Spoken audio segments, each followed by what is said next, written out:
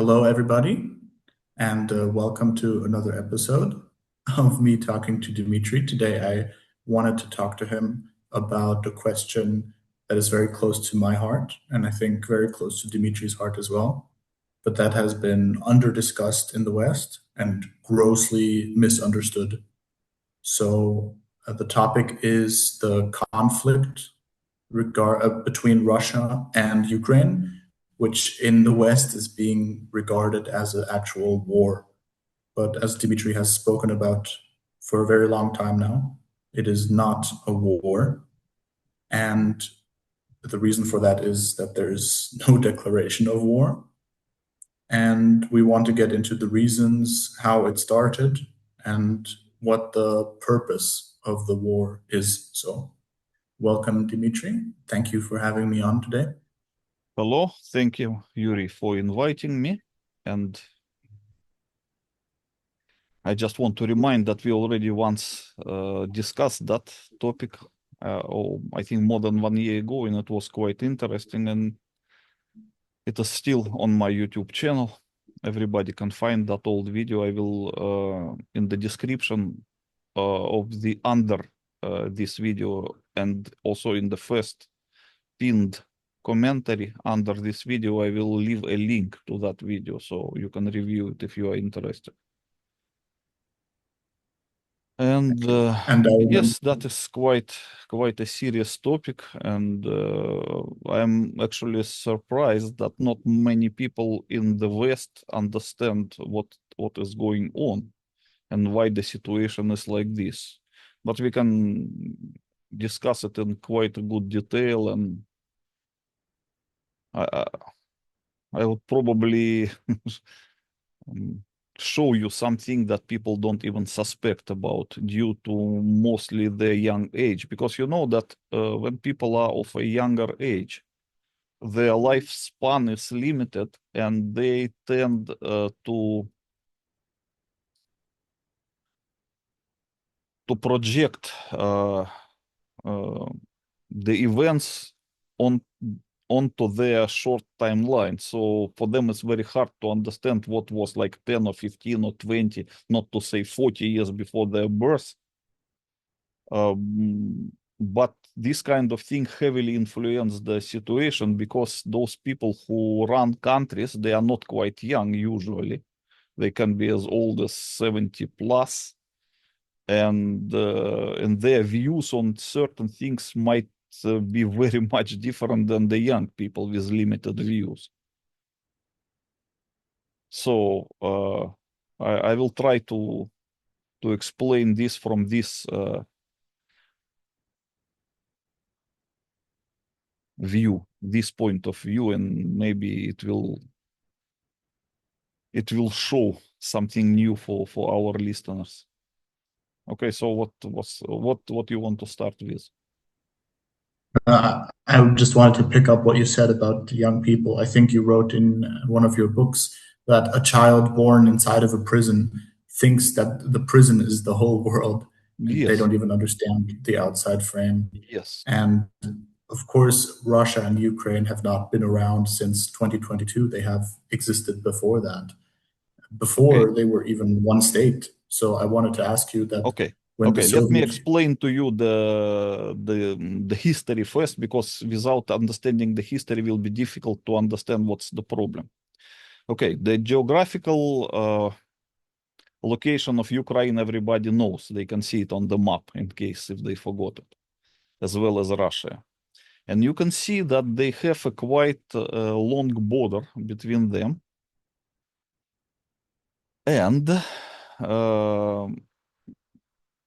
I think also people in Europe more or less know what is the structure of the typical Russian and Ukrainian surnames. So a typical Russian surname ends on OV or IN, off or in. Okay? Like Ivanov, Petrov, Ilyin, Putin, something like that. That is the typical structure of the Russian surnames ending on OV or OIN, on IN. typically, if the root from which the surname is derived ends on vowel, then it will be in. Otherwise, it will be off. Okay. The Ukrainian surnames have different structure. Typically, the majority of them can be divided into two big groups. Some of them is typically Western Ukrainian surnames and Eastern Ukrainian surnames. The Eastern Ukrainian surnames typically end on oko, like Poroshenko, Timoshenko, similar to this. And Western Ukrainian surnames typically ends on UK, like Kravchuk, similar to this one, Tkachuk. So the problem is that after the dissolution of the Soviet Union, the young people no longer understands, no longer has the perception that certain surnames are Russian or Ukrainian, unfortunately, because after the dissolution of the Soviet Union, there was a special step undertaken in advance when preparing this conflict to make the political division of the people rather than ethnic division. So during the Soviet Union time, because the Soviet Union was empire, and the empire compared to the mono-ethnic state is typically accepts that is populated by people of different tribes and different ethnic nationalities, and it accepts them. So in the Soviet Union, it was very typical to write in the documents of every person his ethnic or tribal ethnicity. Same like, for example, if you are Russian, there was a line in your passport or in your internal passport or in your military documents where it will say that nationality, Russian, or Ukrainian, or Tatar, or Uzbek, or Chechen, or Latvian, or Belarusian, or just like that, Moldavian, Kazakh, Bashkir, and so on. Georgian, Armenian, Azerbaijani, Jewish. So once the Soviet Union was destroyed, very soon, they removed this identification from all documents in Russia and Ukraine either. So let's say that by the year of 1991, many people who live in Russia and having Ukrainian surnames, I mean, if you have a Ukrainian surname with the 99% of probability, in that line in your documents will be written that you are Ukrainian. It was almost impossible to encounter in the Soviet time someone with the Ukrainian surname where it will be written in that line describing the ethnic nationality something else than the Ukrainian. Also, the same thing if your surname ends on OV, and typically Russian, because that some other nationalities also can be the surname ending on OV, but they will have different root, like some kind of Arabic or Muslim root or Persian, that will be not Russian. Their surname might sound similar, but when you see in the root, you will see that it's not Russian. Like Ivanov is Russian, but Karimov is Uzbek, like this, or Azerbaijani, for example. But the ending is similar, OV. Okay, anyway, when you look at the typical Russian surname, you will understand this is a Russian. And a big portion of the population of Ukraine was Russians. Not only that they have the surnames ending on typically Russian manner, in their documents it was written nationality Russian. irrespective whether he is a citizen of Ukraine or citizen of Russian Republic or the citizen of anything else, the ethnic nationality written in the documents has nothing to do with the citizenship. So let's say that independent Ukraine by the 1991 would have a big portion of the population having Ukrainian passport, Ukrainian citizenship, but still written in that line Russian or Ukrainian. And the same thing in the Russia also. Because in Russia, a big portion of population are Ukrainians. You know how many people in current Russian government has Ukrainian surnames? More than 30%. I mean, the current Russian government under Putin, more than 30% of the members of this government have Ukrainian surnames. And some of them have even Western Ukrainian surnames. And in the same time, a big number of the people in the Ukrainian government has Russian surnames. And just 25 or 30 years ago, in their documents was written Russian and Ukrainian accordingly. Because the population between Russia and Ukraine is very much mixed.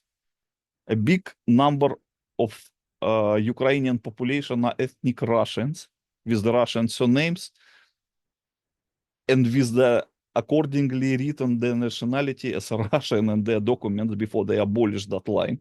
And the same thing was in Russia. Also, a lot of people, they have married each other. I mean, a lot of Ukrainians have Russian wives, or a lot of Ukrainian women have Russian husbands, and some of them move to another country, like some Ukrainians have family members in the Russia, and some Russians have family members in Ukraine. It is almost like for you to imagine they are more close than, let's say, compared to Germany. Let's say you have Bavaria, and you have, I mean, those territories to the north, which are different. You see, what's the difference between people who stay, let's say, in Brandenburg and Bavaria? You know, the Bavarians have their own dress. They even speak a really weird dialect form of language. They are mostly Catholic. Okay, They're just so quite different. the big difference is the different language and different church. They belong to different church. So they are Catholics, they are Protestant, and language is quite different. Okay? The difference between Russian and Ukrainians are less than that because they belong to the same church, mostly. Yes, there's some portion of the Western Ukrainian that belongs to different church, but that church is still the same type. They just have a little bit different subordination, but the church is basically has the same rights and so on. They call it Greek Catholic Church, which basically has the same rights, but just subordinated to the Roman Pope instead of the Russian Patriarch. But the most of Ukrainians belong to the same church as the Russians. And when it comes to the language, they speak, I mean, most of Ukrainians speak Russian. Okay? They not I only can't even speak test Russian, they this. think in Russian. Okay? So the majority of Ukrainian think in Russian, speak in Russian, that is their family language. Inside their home, they speak Russian. Even inside the Ukrainian government, they speak Russian. So when they have the TV camera pointed at them, they would speak Ukrainian just for the TV camera.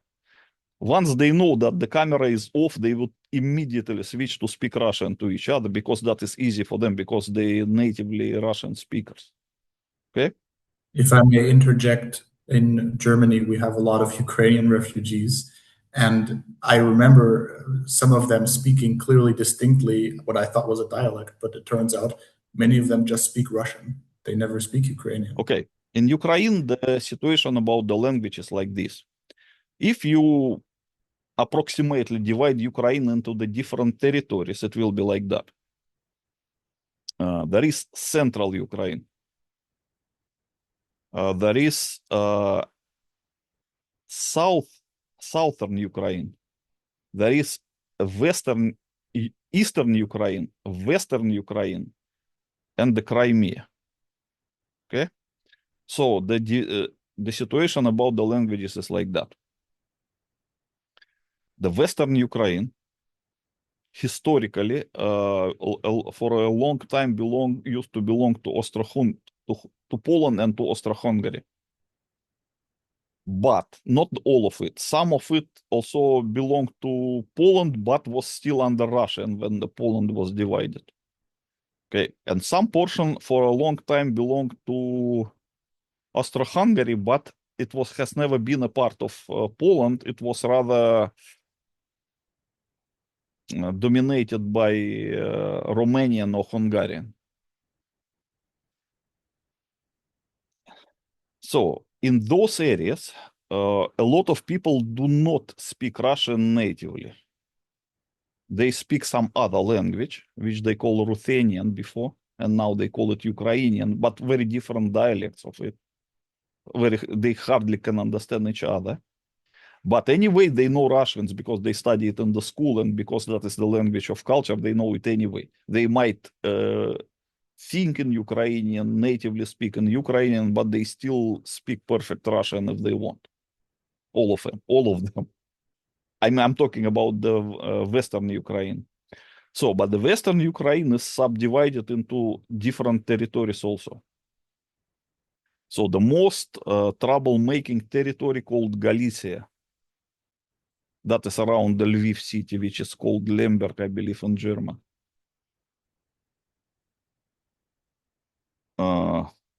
This kind of people, they have a long history of a political struggle against Polish, which they consider occupants, illegal occupants, and communists and Russians also. So they have the culture of the long struggle against them.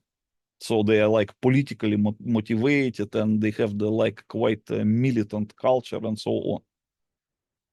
Still, even in these territories, the population is typically divided in two. Some of them are like extremists who want to destroy Russians, and the other one, they are pro-Russians. Okay, so but this is the most troublemaking part of the Ukraine, from where all problems come usually. Then they have to the north of it, they have an area called Volyn, or Volhynia, or Lodomeria. This is also Western Ukraine, but it's a bit different mentality compared to Galicia. So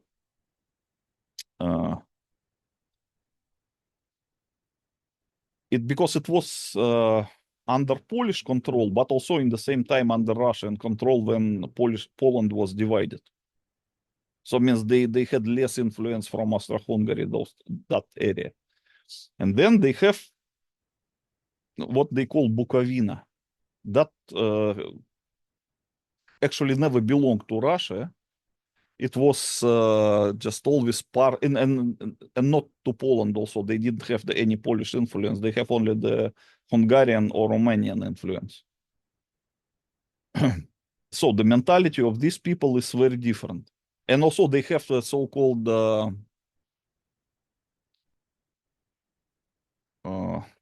I don't know even how to call it in English, like a Carpathian Russia, they call it. Transcarpathian Russia, yes. So that is Rus, Transcarpathian Rus. So this is the territory between the Carpat Mountains and the border with Hungary. So that was the last territory that was detached from Hungary and attached to the Soviet Union in 1944. And the people who live there, they don't even call themselves Ukrainians, they call themselves Russians. But the Russians, like the old style Russian, like Ruthenians. So they have quite different language and they have very different mentality. They are quite friendly people. They are not militant like in Galicia. So this is the Western Ukraine. So the Russian influence there almost non-exist, apart that all of them study Russian language in the school, and they use it as a means of communication in the Soviet Union. Of course, all of them know Russian perfectly, but that is not their native language. Okay. Now we move to the central Ukraine. The central Ukraine, that was a long time part of Russia. There, the division is like this. By the way, I forgot to tell you. In the former Polish part of Ukraine, Ukrainian language was considered a language of the village. No one would speak Ukrainian in the city because it was like a bad manner, because that was considered the language of slaves. So in the cities, you can only speak either Polish or Russian, but not Ukrainian. Okay. When we talk about central Ukraine, that all the, long time belonged to Russia, or the part of Russia, and the part of Soviet Union, of course, there the situation is different. Natively, people who came from village, they speak Ukrainian, but different Ukrainian than in the West, because Ukrainian language has many different dialects. So in their village, they typically speak Ukrainian, and they might even think in Ukrainian.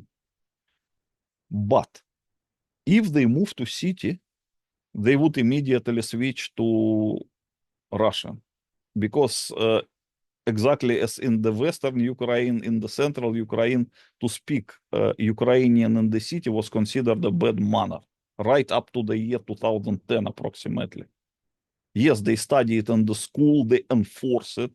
They enforce it to be spoken in the parliament and in the court, but still in the city, like in the transport or in the shop or in any cultural event, anyone who would speak Ukrainian would be considered like a rude asshole from a village. So the people avoid speaking Ukrainian in the city until approximately 2010. And before that, it was quite strong, this attitude.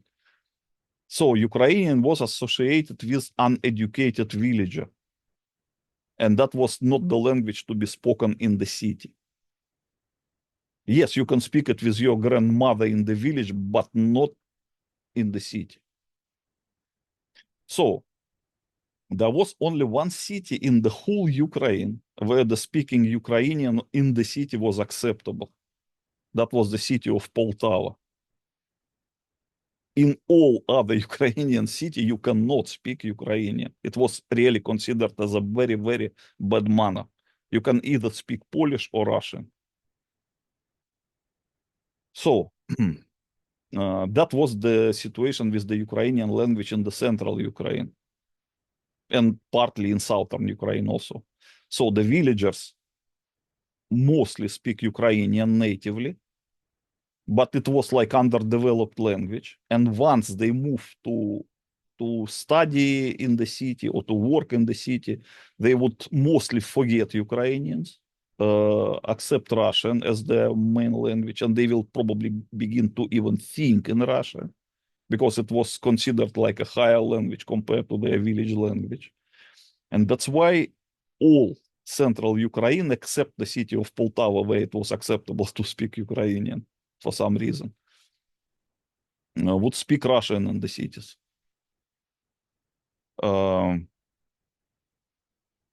So if that is the situation, and it means that not only the Russian people, which constituted the big portion of Ukraine, especially in the cities, but even the Ukrainian themselves in the biggest part of Ukraine would think in Russian, speak in Russian, and to use Russian inside their family, unless they are from village. But you know that the Ukraine was a very urbanized country, and the populations from the cities exceeded the population from the villages.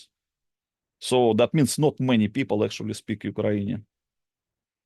They might know it because they talked to their grandmom in the village when they visited her, or they might study it in the school because they have a couple of hours in the school to study the native language. But that was just like, just to observe the formality.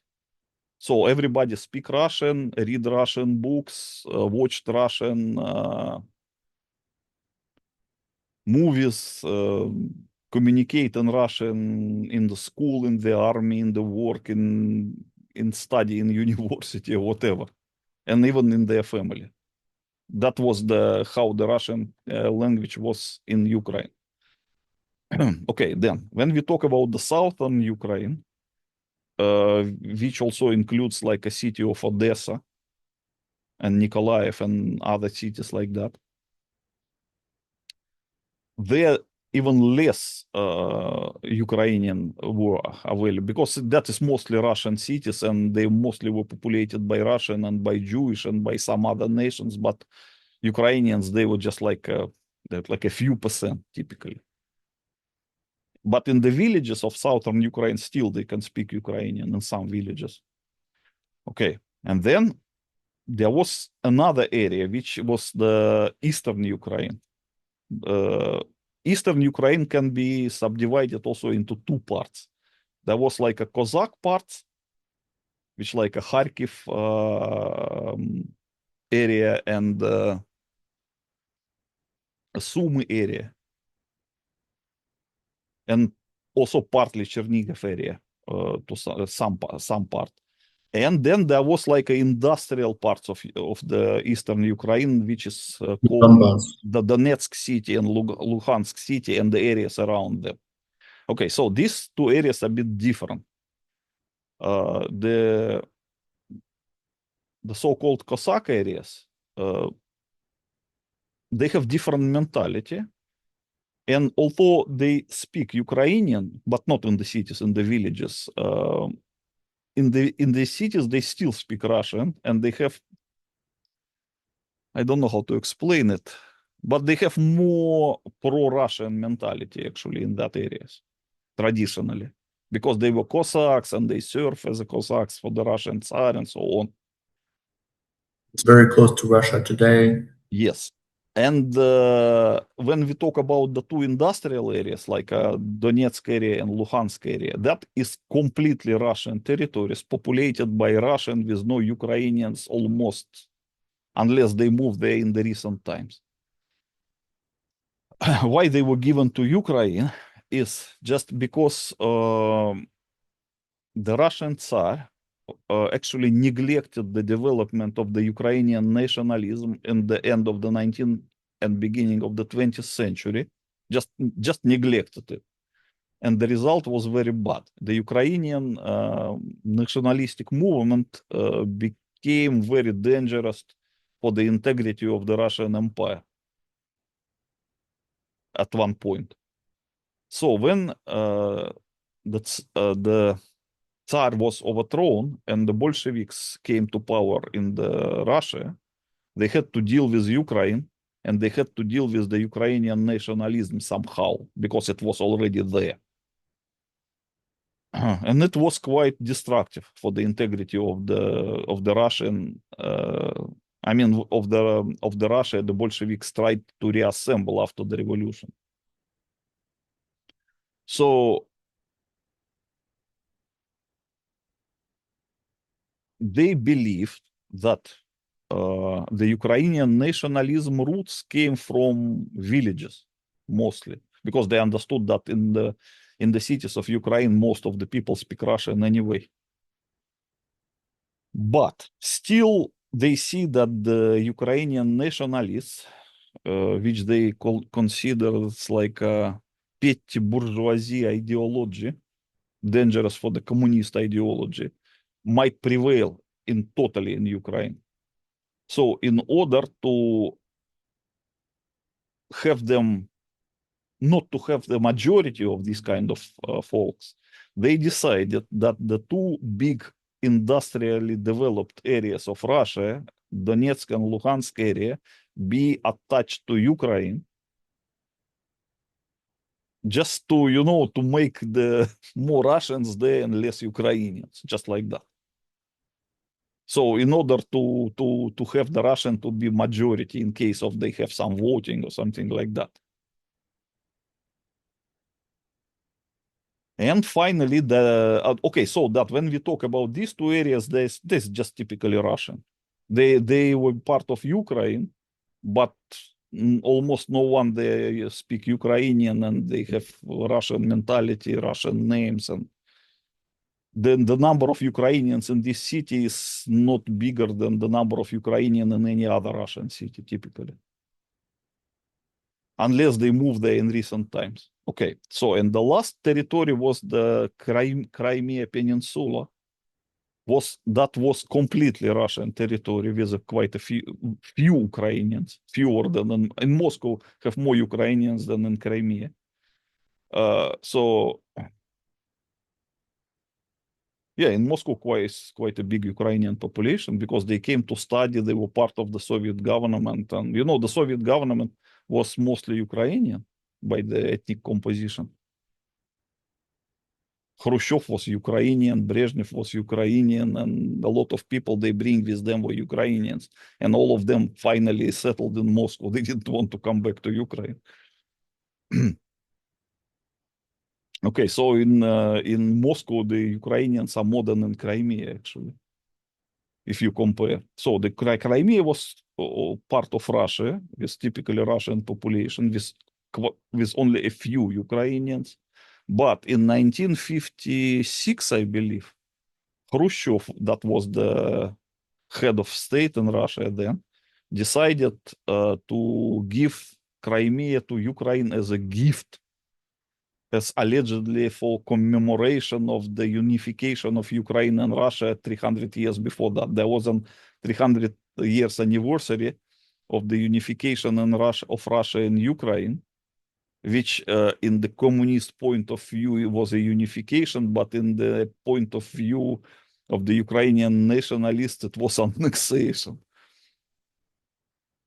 Why did he do that? What was the real reason? The real reason was that he was an idiot, as believed by some people, similar to Trump, actually. The behavior It's just a was, useful I mean, the idiot behavior claim. of Khrushchev was very similar to behavior of Trump. Very, very similar. Okay, and but that some people believe, but other people believe that he was just a Freemasonic agent who was undermining the Soviet Union. When it comes to me, I'm sure that Khrushchev was a Freemasonic agent, not just an idiot. He just play an idiot. Okay, but really he was just an enemy, infiltrated by the Freemasons.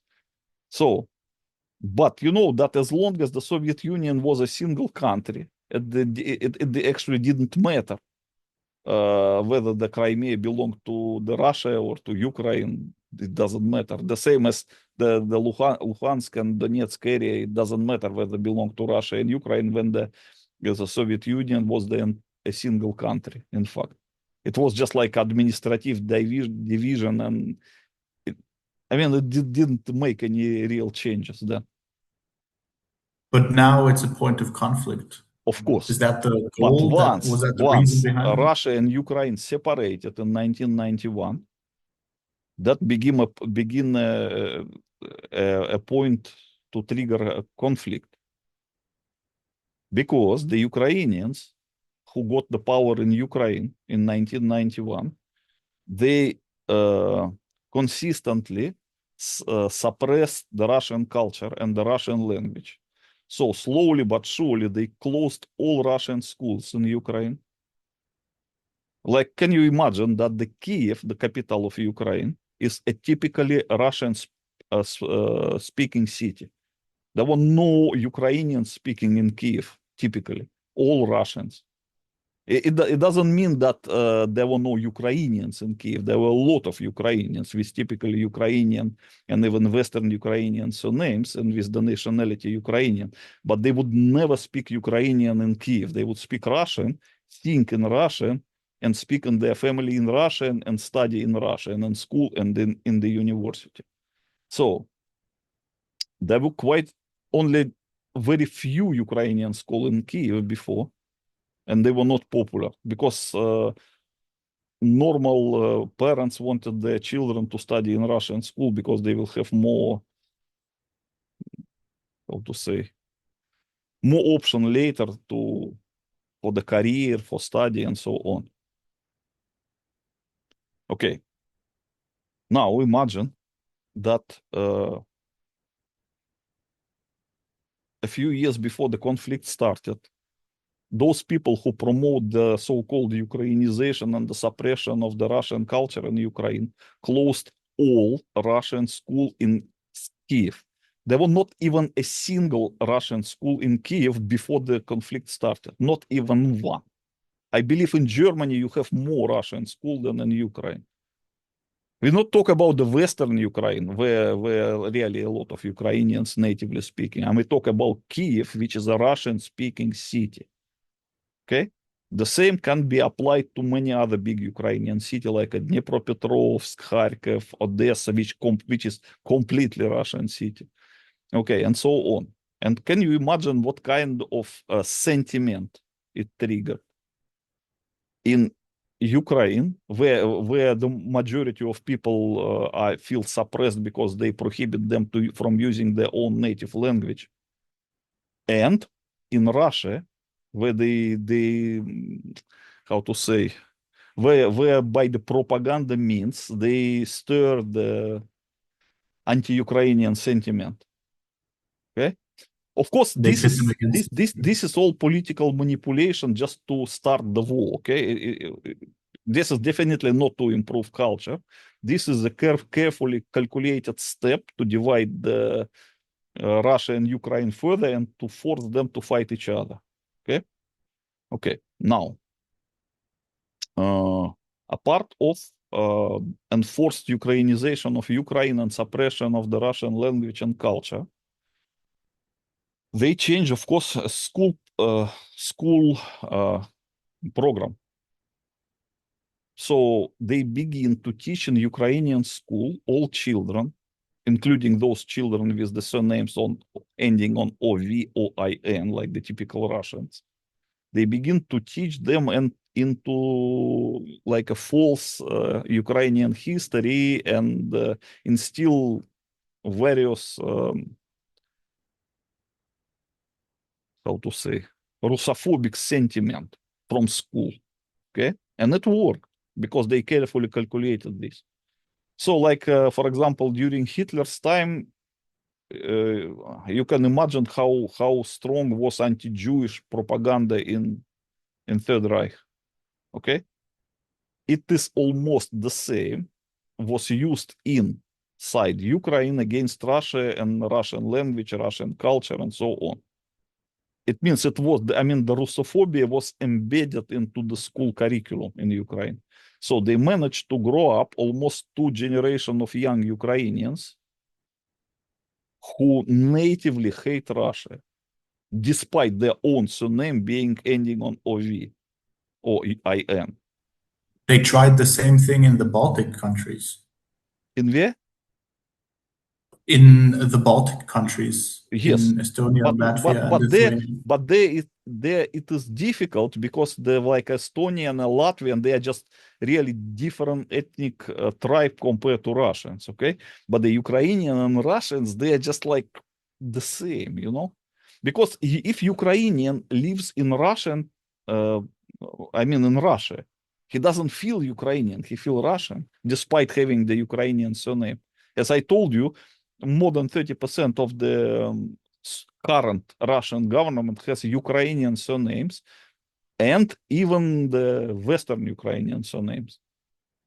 And a bigger portion of the current Ukrainian government has Russian surnames ending on OV. You can, like a Budanov, the new head of presidential administration of Ukraine, like Budanov. That is the Russian, it's not a Ukrainian. Okay, so just to explain how it works. The so the important step to divide the Russians and Ukrainians was to abolish the mentioning their ethnic nationality in their identity documents. As I told you, in the Soviet Union, every person that has the Ukrainian surname was identified officially as Ukrainian. Okay, And every time when you apply for job or you apply for military service or you apply for anything, when you write your data, you typically start like this. Okay, I am surname, name, born in there, and this date. Then you put comma, say Ukrainian or Russian. Then you continue. You always mention your ethnic nationality, whatever you do, and it was always mentioned in your document. So the people, each person in the Soviet Union strongly identified his person with a certain ethnic ethnicity. If you are Russian, you are Russian. If you are Ukrainian, you are Ukrainian.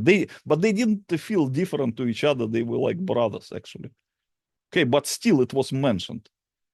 So by this standard, almost a half of the current Ukrainians, if they did not abolish that, would have in their documents written Russian. Okay, and the big number, not of course not half, less than half, but maybe 20% of the current Russian population would have written in their documents Ukrainian.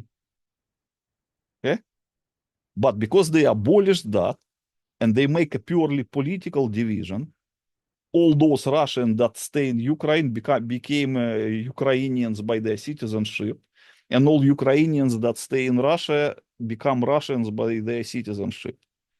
So I if have a the question. division was more or less by the surnames and ethnic roots, now the division became purely political. If you are on that part of the border, you are Ukrainian, even if you are Russian, and if you are on this part of the border, you are a Russian, even you are really a Ukrainian. Okay, and they subjected both population here and there to the very intense propaganda. In Russia, they were subjected them to anti-Ukrainian propaganda, very carefully calculated, by the way. And in Ukraine, they subjected them to very heavy Russophobic propaganda. If I may ask a question regarding Yes. that, is it true that in Russia, their propaganda is basically they accuse the Ukrainians of the same thing that they are themselves guilty of, like corruption and just being Yes, like yes. snobs? Actually, they are very corrupt. Okay, they are they are really Russophobic, despite being Russians by themselves. They are agents, of course, of the Western powers, like British and America, who want to make the war between Russia and Ukraine. So they are rightly accused of being spies for Americans or British. That is true. And of course, I mean, all the bad things that are said to them are true. Okay. But the problem is that this kind of primitive propaganda creates in the Russians the impression that all Ukrainians are bad, including those Ukrainians that have the surnames like themselves OV, okay, or IN, ending on this OV or IN, which are Russians actually. And but in Ukraine that is much worse than in Russia because the Russophobic propaganda in Ukraine is really, really bad. I can tell you, it's extremely intense. It's very effective, and it could only be compared with anti-Jewish propaganda of the time of Hitler in Germany. Probably it's even worse. I believe that anti-Jewish propaganda during Hitler time was more, how to say,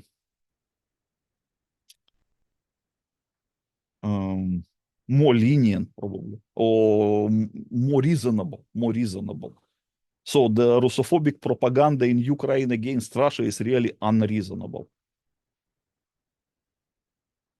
And but because it is really intense and it is coupled with the attempt of Russia to steal Ukrainian territories, it works. It works very well. So So they managed to politically divide the same people, basically, because as I told you, they have family members on both sides. Okay, I give you an example. The current chief of Ukrainian army, surnamed Syrsky, General Syrsky, is a Russian military officer who studied in Moscow, who originally born in Russia, who has nothing to do with Ukraine, whose father and mother are currently in Russia. So when he called to his father, he called to the country he is fighting against. Say, hello, father, every evening, okay? But he is the commander of the Ukrainian army. He It's just just a became the slaughter to commander the of the community. Ukrainian army just because when the Soviet Union was divided, it so happened that he was a military officer in some Ukrainian regiment that was inherited by Ukraine. So, but he's not Ukrainian at all. He's Russian from Russia, and his father is still in Russia. Okay? That is how much Ukraine and Russia are, how to say, intertwined, dependent on each other and mixed. And this is just a purely political division made by Western powers like British and American in order just to make the basically is a civil war. I think I can tell you. It has all the how to say properties of a typical civil war. Divided families. That is the most clear definition of a civil war is a divided family. When one brother is on one side and the other brother is another side.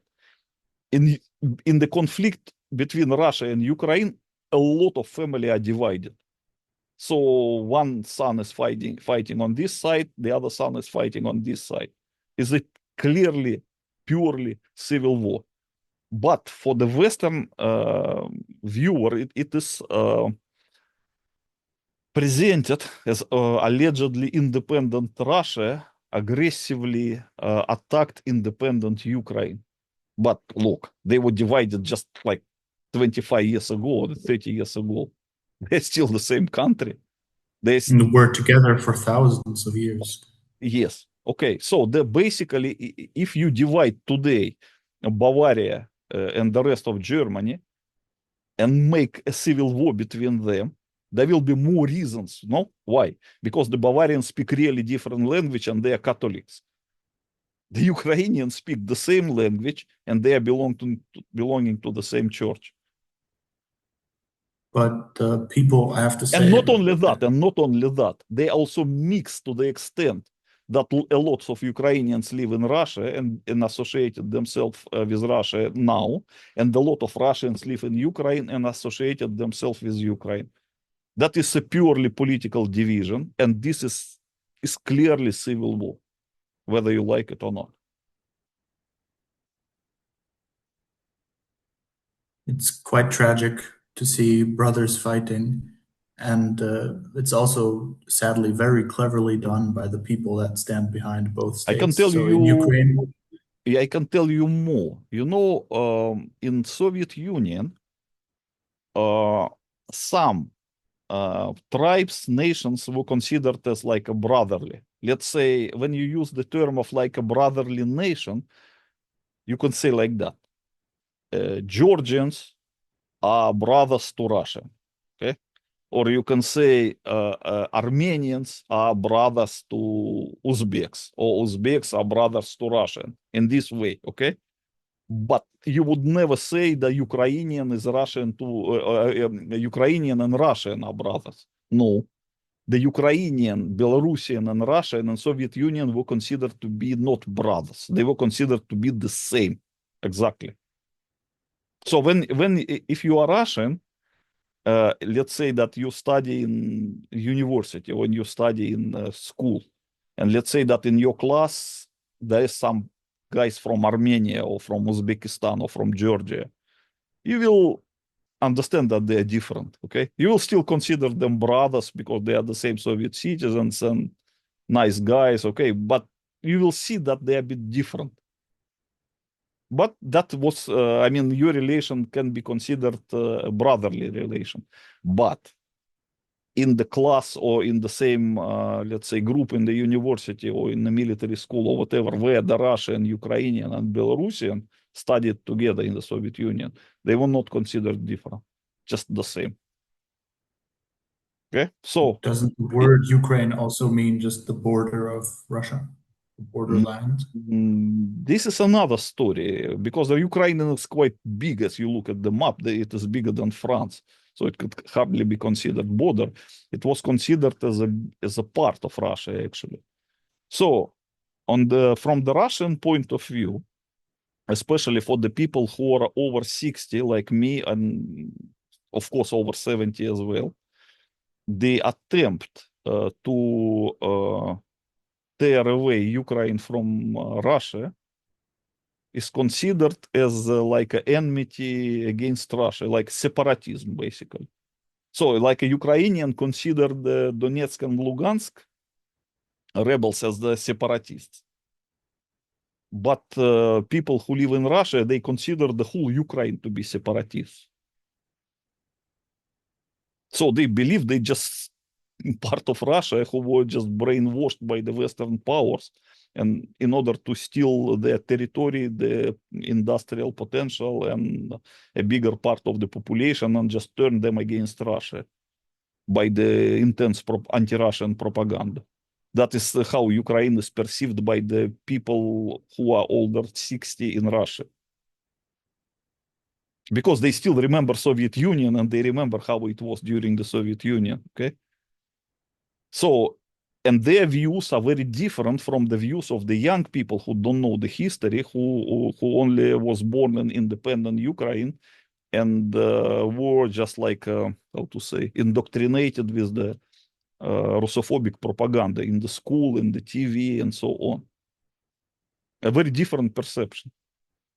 So the younger Ukrainians may perceive this war as a so-called aggression of aggressive Russia against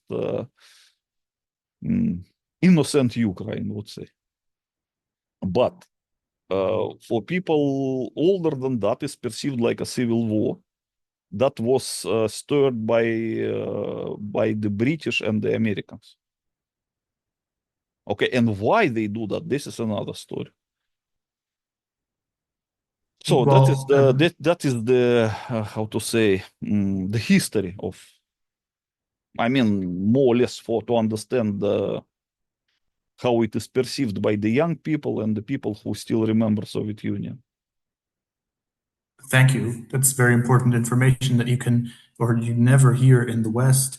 I want to talk about two things. First of all, I want to note how clever are the people that are behind both the Ukrainian state and the Russian state. So in the Ukrainian state, they make propaganda, Russophobic propaganda, Mm. and the same people order Putin to, or Putin's double, to act exactly like the propaganda. So it is basically a self-fulfilling prophecy. And then, second of all, let's please talk about why they make this civil war between Russia and Ukraine. What is the reason, in your opinion?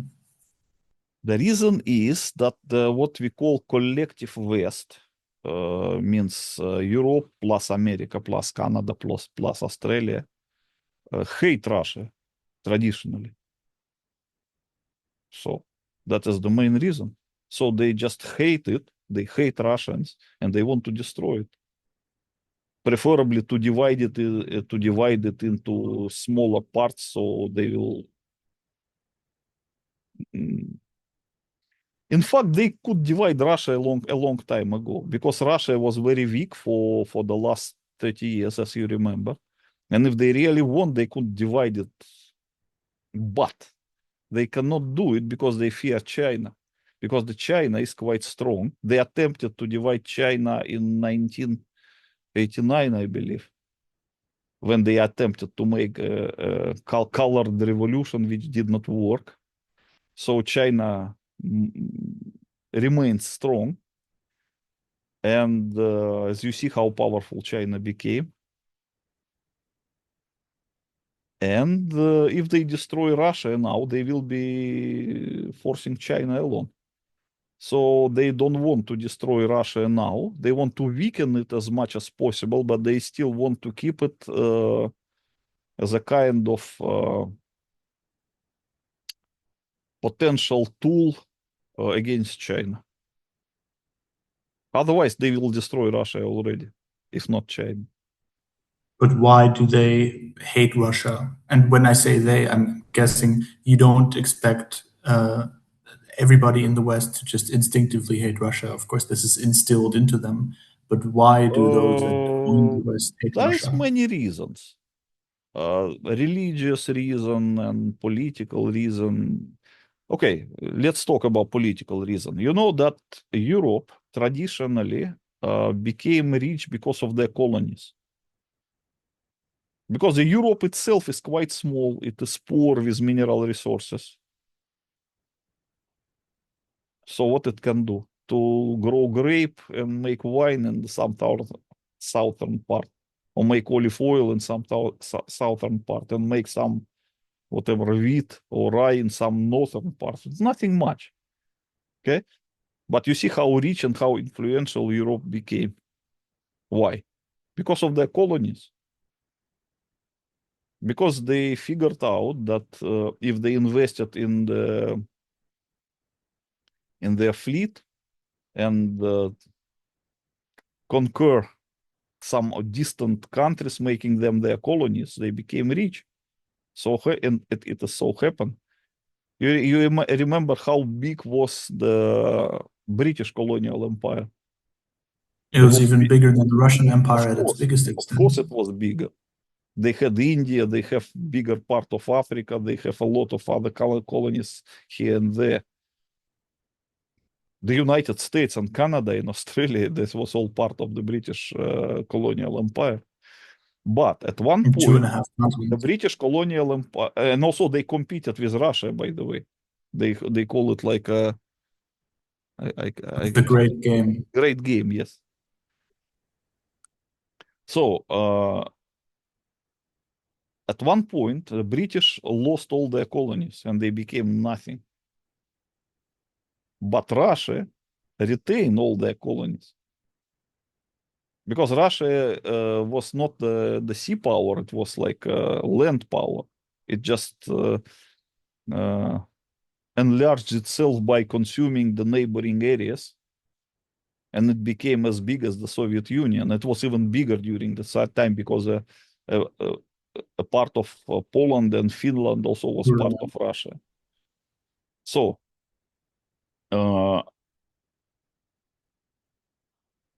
Russia did not treat the so occupied territories as their colonies. They rather treat them as their provinces. So the British, they just try to suck the resources from their colonies in order to enrich the center. I mean, they acted as a typical metropole, but the Russia did not act this way. They try to somehow bring culture to the new territories to develop them, especially in the Soviet Union time. They bring lots of progress, basically, into the underdeveloped territories of the Soviet Union. So the people in Russia, most of them did not consider parts of Russia as a kind of colony oppressed by the metropole, by the center. They understood it just like as a big country, more or less. Of course, with some excesses, but more or less. Okay. So, and when all those colonial powers like France and Spain and Portugal and especially British lost all their colonies, Russia remained big, as you can see. This is the first reason why they hate Russia. The second reason why they hate Russia is the religious reason. Because in Russia, what they call the old belief, I mean the Aryan creed of Christianity, remained much longer than in Europe. So they enslaved Europe quite a long time ago by placing all of it under the control of the Catholic Church. But in Russia, it was not successful. This several times they tried to, how to say, to put Russia under the Catholic Church, but it did not work for a long time. And only recently, relatively recently, during the time of the Romanov dynasty, they managed finally to instill in Russia what they call orthodoxy. I mean, it's like a Eastern Catholicism from Basically the same thing. basically the same thing, but different of it. I mean, it's the same, but different head of the church, Okay, but that is but a the same. small difference Okay. compared to But what the they all problem have is in that common. it happened only recently, just 300, less than 300 years ago, actually. So the traditions of the old beliefs in Russia quite still persistent. That's why many Russians perceive as like mafia. You know that, and why they are perceived like mafia. In the West because they reject the state and they don't Okay, have any priests in their church and so on. okay. So means if some nation is perceived like mafia, that is because they have less slavish mentality than typical slaves. Okay, that is the only reason. And why they have this mentality? That they have this mentality because the old, what they call old beliefs, mean the Arianism, where they don't accept the Trinity, they did not accept that Jesus Christ is allegedly a physical or physiological son of God, and all that Catholic, how to say, perversions of the religion. In Russia, I mean, traditional believers, they don't accept all of it. They didn't even accept the monogamy because in Russia traditionally was a polygamous society. Even until today in Russian language, when you say that you are taking a woman to be your wife, you not You'd say say take one as one of the you wives. say yes. Like you typically Russian until today, you will say, I am taking this woman to be one of my wives in multiple, in plural. Many people don't And even understand this. And actually, it's the grammatically impossible to say single wife. okay. No, they are in fact monogamous, but I mean this linguistic tradition is still like this. The Russian Orthodox Church tried very hard at the end of 19th century and the beginning of 20th century to instill the usage, I mean linguistic usage of a single wife when, in this kind of expression, but they didn't succeed. The people still say in plural. Okay, so means the Russians, they are more or less like, they are not actually Europeans in that sense. They are Europeans by culture, they are European by appearance, but because of this kind of tradition, they are just like a halfway between the Mahometans and the Christians, mentally. I mean, that's why they are so easily to be confirmed into mafia, into Bolsheviks, or into any kind of rebels. It's just the mentality. Okay, you can see in Europe there is a strange thing. In Europe, they have the demographic catastrophe now. So they need the so-called migrants from other countries to maintain the population because the native Europeans don't want to have children anymore. Okay, so they had to bring Arabs, Turks, Kurdish, Indians, Sri Lankans, Pakistanis, even Latin Americans. That's why you see what happened now with Europe when we talk about this. Okay, but It's notice their one own thing. fault. But notice one thing. Uh, the migration to Europe was welcomed from 70s, but became to be like a mainstream in 80s. Okay, by the end of the 80s, Soviet Union became very poor. Okay, but the population was still quite cultural, well educated, have good industrial professions. There were a lot of good quality industrial workers of different qualifications, engineers, doctors, scientists, and just many people. Okay.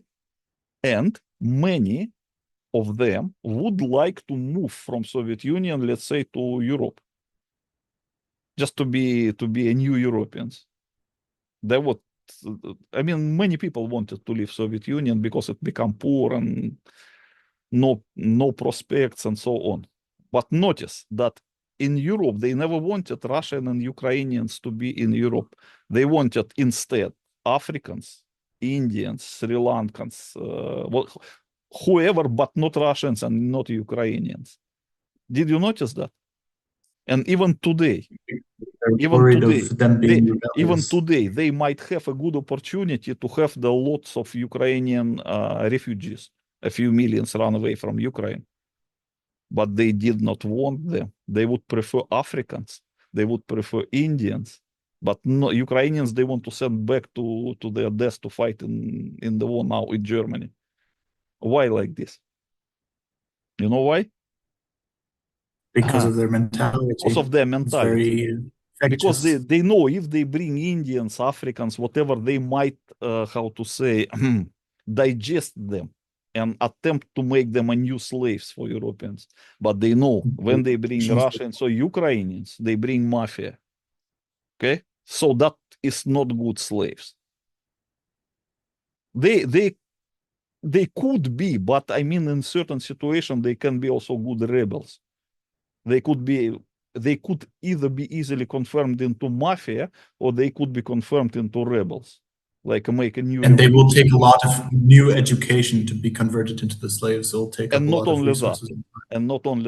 they will poison others. Okay, so if you bring Russian to Germany and let this Russian freely communicate with Germans, he will spread this mentality. Okay, and they don't want that. They You are would the rather best bring example. Africans. Okay, so Is that's that why, also why because you they asked me don't why want to they bring, hate for Russia. example, Well, okay, I Africans? explain to you why. Two reasons: mentality, which is not slavish enough and dangerous, and because Russia is big and quite rich with mineral resources and still have nuclear weapons. So they hate it and they want to destroy it. Okay, so this is why they hate Russia and Russians. And why they would rather prefer blacks from Africa or from India or from Sri Lanka, or from Turkey, from Arabs, but not Russians and not Ukrainians to be new Europeans. Now we talk about why they started that. Okay, you remember that in 2000, in the early 2000s, when Putin just became president of Russia, there was a move to make Europe safer and more united and more, how to say, economically integrated, mutually integrated. First of all, Putin offered that Russia become a member of NATO. It was refused. NATO don't want Russia to be member of NATO. Why? Because the NATO position itself as allegedly defense union against Russia. So if Russia became a member of NATO, then so no It will danger. just be used. Yeah, but they don't want. They want to be against Russia. They don't want to have peace in Russia because they are enemies. Because they They always are need a enemies. global They enemy want to frame their Ukraine.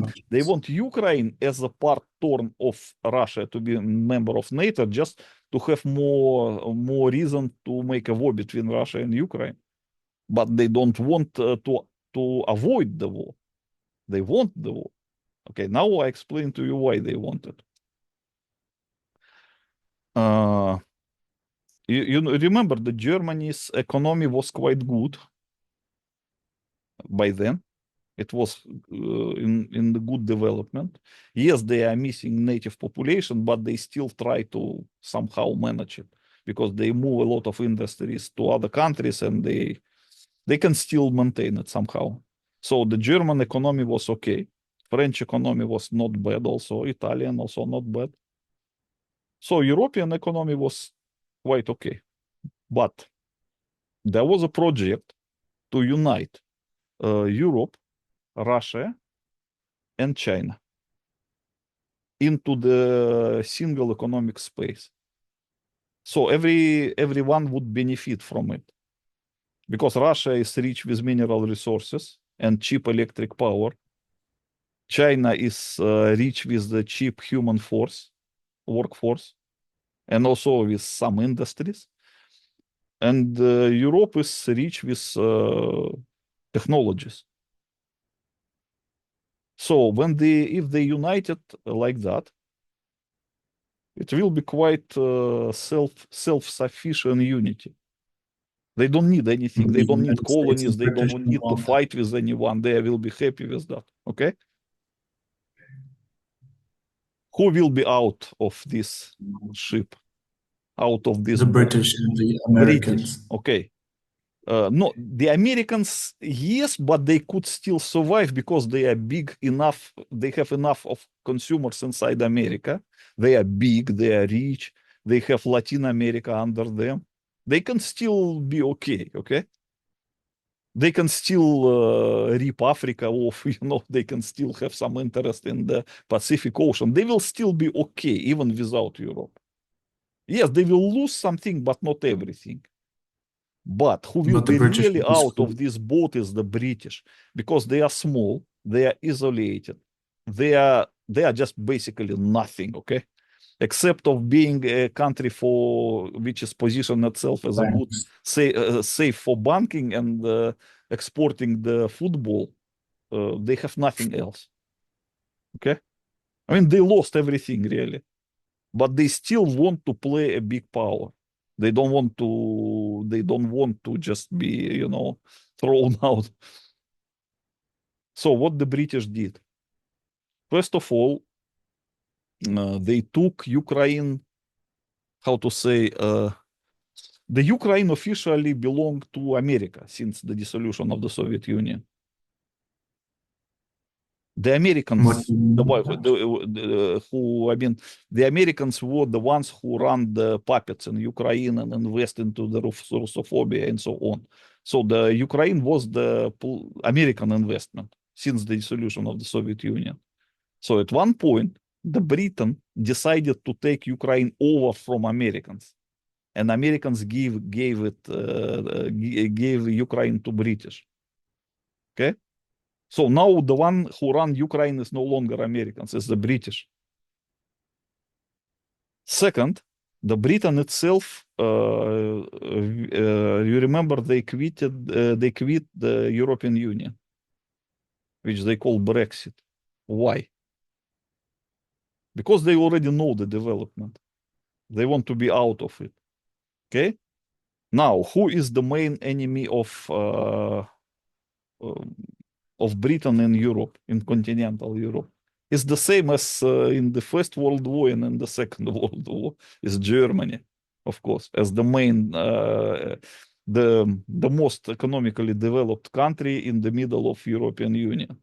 Okay, so for the British, is the worst dream if Germany, Russia, and China united into something common. So where the British should invest in this case? So they invested in what they call a belt of Russophobia that divides Germany and Russia, which is to some extent Baltic state, but most importantly Poland, Romania, former Czechoslovakia, and the rest of the countries.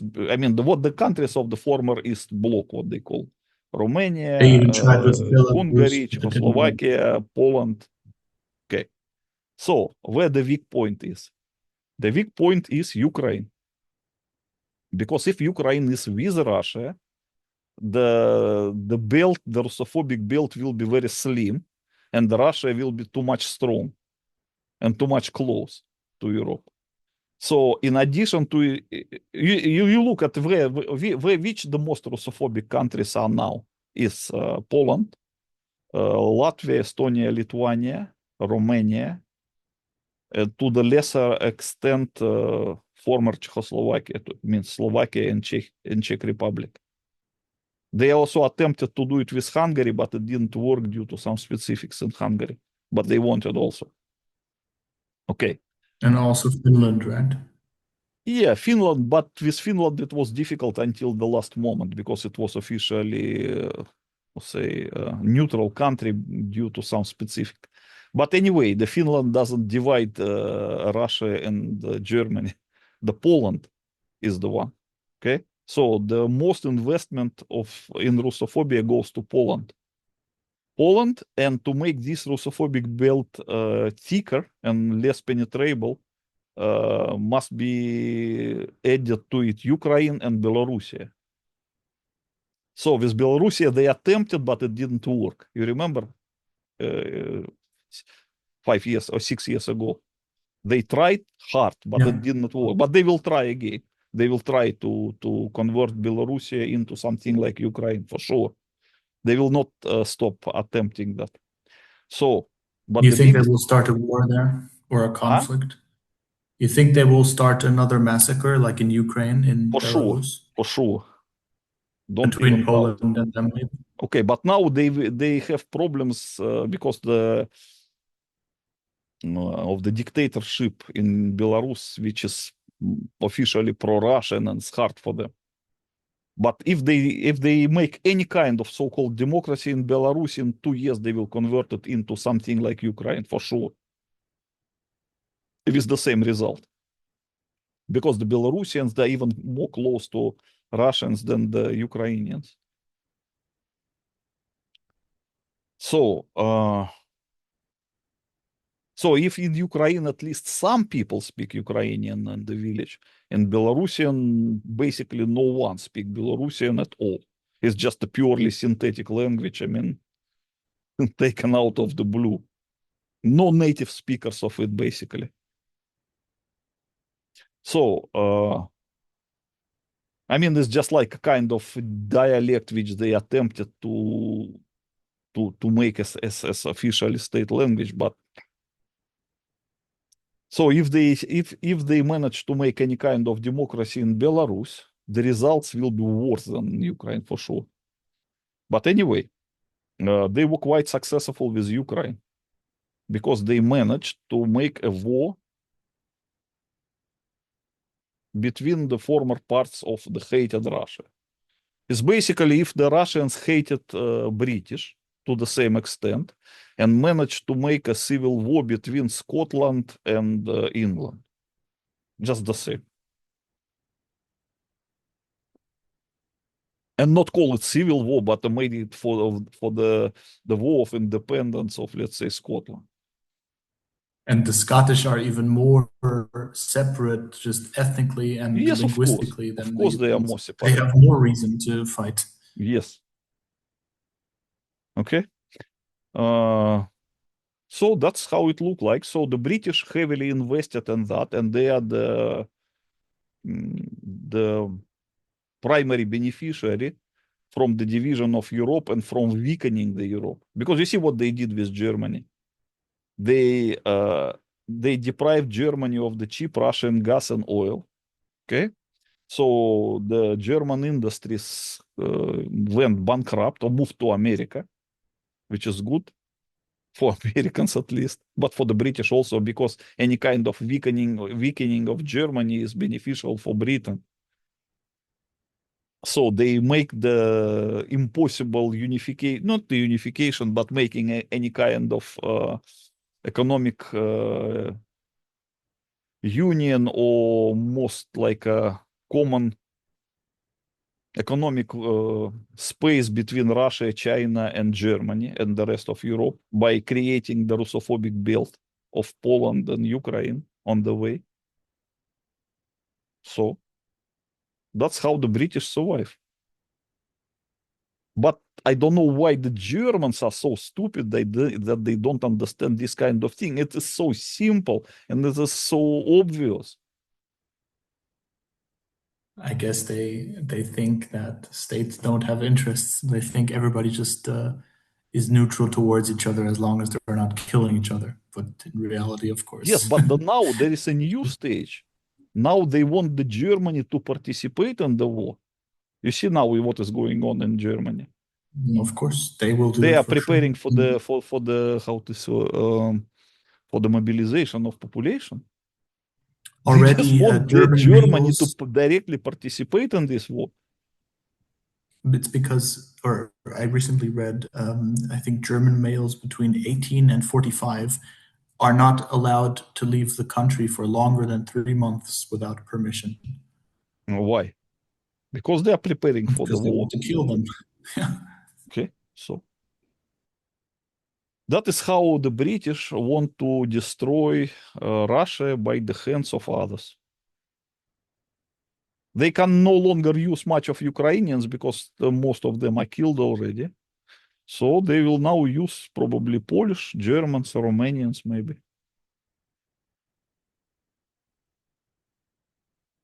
Do you think that that was also Britain's intention in the First World War? The First World War, I believe that was accidental.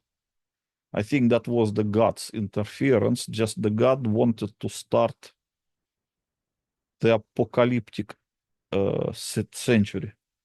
Because the First World War actually started out of nothing. Nobody expected that. So I don't think that anyone has any intention. I think it's just the God's action. What do you But think when it comes about to the Second World War, that's a bit different.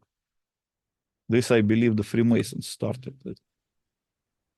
I want to talk to you about the Second World War, but not today because otherwise we will get off topic. Okay. But you think if the people behind the states, if they can make Russians and Ukrainians kill each other, they can also make other Europeans like that are very close kill each other? Mm, it's hard to say, but possibly yes. But okay, let's say that where they let's consider where problems could be in Europe between whom and whom. Okay, the biggest problem I believe is the Hungary because they lost a lot of territories and in very unfair manners to Romania mostly and also to Czechoslovakia. So they have some like kind of mm, revanchist sentiment in Hungary, and people there are quite not so slavish like in the rest of Europe. So they might use this sentiment to make a war between Hungary and Romania, and between Hungary and maybe some other countries.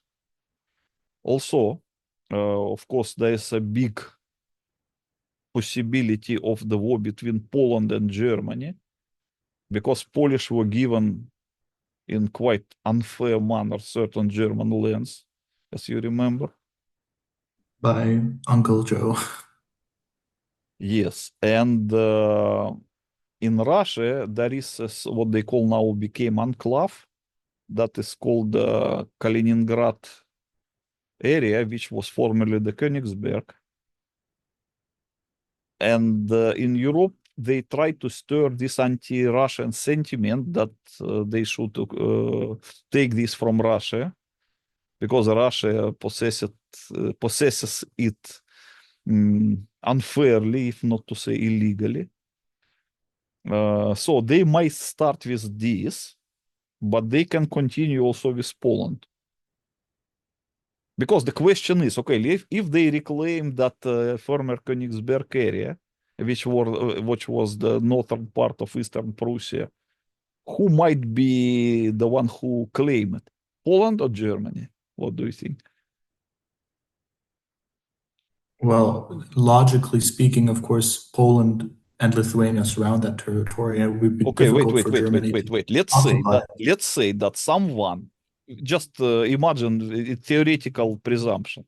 Let's someone in Europe manage to come in their Russophobia to the extent to claim that Russia possesses the former Königsberg area unfairly. It must be taken from Russia. Okay, example. Okay, and everybody example agree with that, being poisoned by the Russophobic sentiment to that extent, and they want to take it. Would it be fair to give it to Poland or to Germany? Of course, it would only be fair to give it to Germany, but then that will open up the question about all of the East Prussia, because East Okay, Prussia is not just okay. Königsberg. Now you are getting the point how easily they can make conflict out of nothing. Okay, so people very quickly will remember that the Polish and Germans are actually bitter enemies, and you can it can be easily, it is very easy to make war between Germany and Poland. It is very easy to make the war between Hungary and Romania. It is very easy to make war between Poland and some part of Czech Republic. It is very easy to make war between Hungary and Slovakia. It is very easy to make war between Hungary and Ukraine. Very easy to make war between Poland and Ukraine because Poland claims some Ukrainian territories, which Ukrainians will never give back. Okay. Finally, it is very easy to make war between Germany and France because they still have the claims over Alsace and Lotharingia.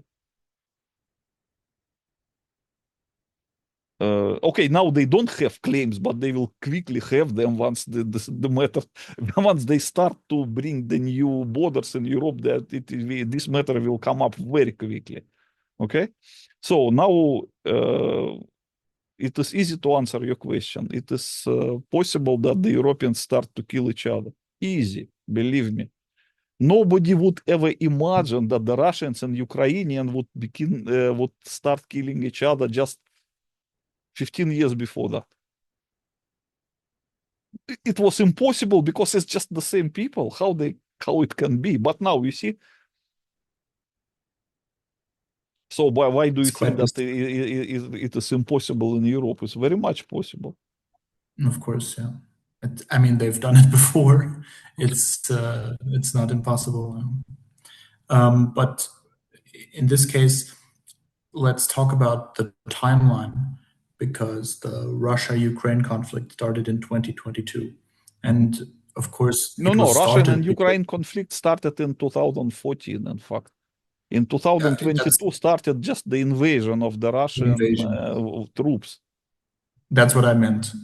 Of course, the occupation of Crimea was the first illegal part, but I wanted to ask you about the timeline because in 2022, I guess the order was given that the so-called West it needs a new global enemy, a new ideological enemy, because the so-called common flu, you know what I mean, Mhm. was beginning to be old-fashioned. When do you think they will stop the slaughter in Ukraine? Just when everybody is dead? And what will be the new No, global enemy? they can't stop the slaughter when everybody is dead because before it's typically is like that. If you slaughter, it is believed that if you slaughter more than 30% of the man force in the military became not effective. Let's say that you have a regiment and it must have 1,000 men. Okay, if you kill 300 of them and injure another part, that regiment is no longer a regiment. Okay, but it can still fight somehow. But when it remains only 30% of the original work power, by manpower, I think it will be just useless. So let's say that uh, you can't kill the whole enemy army. You can kill maximum of 70% of it, and the rest of 30% they will just either run away or they will surrender or else. If you overrun them and means you can't kill all of them basically unless you kill the prisoners of war, of course. Which, just to remind everybody, there can't be any prisoners of war in the Ukraine-Russia conflict because it's not a war. Yes, that is not a war because officially there could be two state of affairs between the two sovereign states, a state of peace and state of war. Officially, Russia and Ukraine die in the state of peace, not war, because they did not declare war on each other.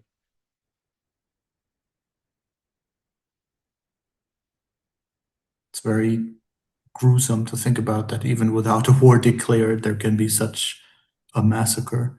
But what do you think the new global enemy will be designated as by the Freemasons once they move on from this conflict? Because I don't know what will be the end of this conflict, because now the Ukrainian army cannot get any new conscripts. I mean, no conscripts, the mobilized people.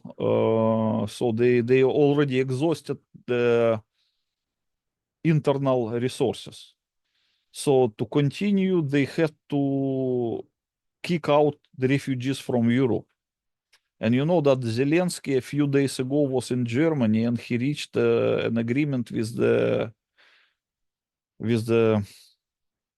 Chancellor of Germany that the Germany will deport all those Ukrainians who are taking refugee in Germany, so they can serve in Just the so they can Ukrainian be army. killed. Huh? Just so they can be killed like Yeah, animals. yeah, yeah. So they can be slaughtered. Yes.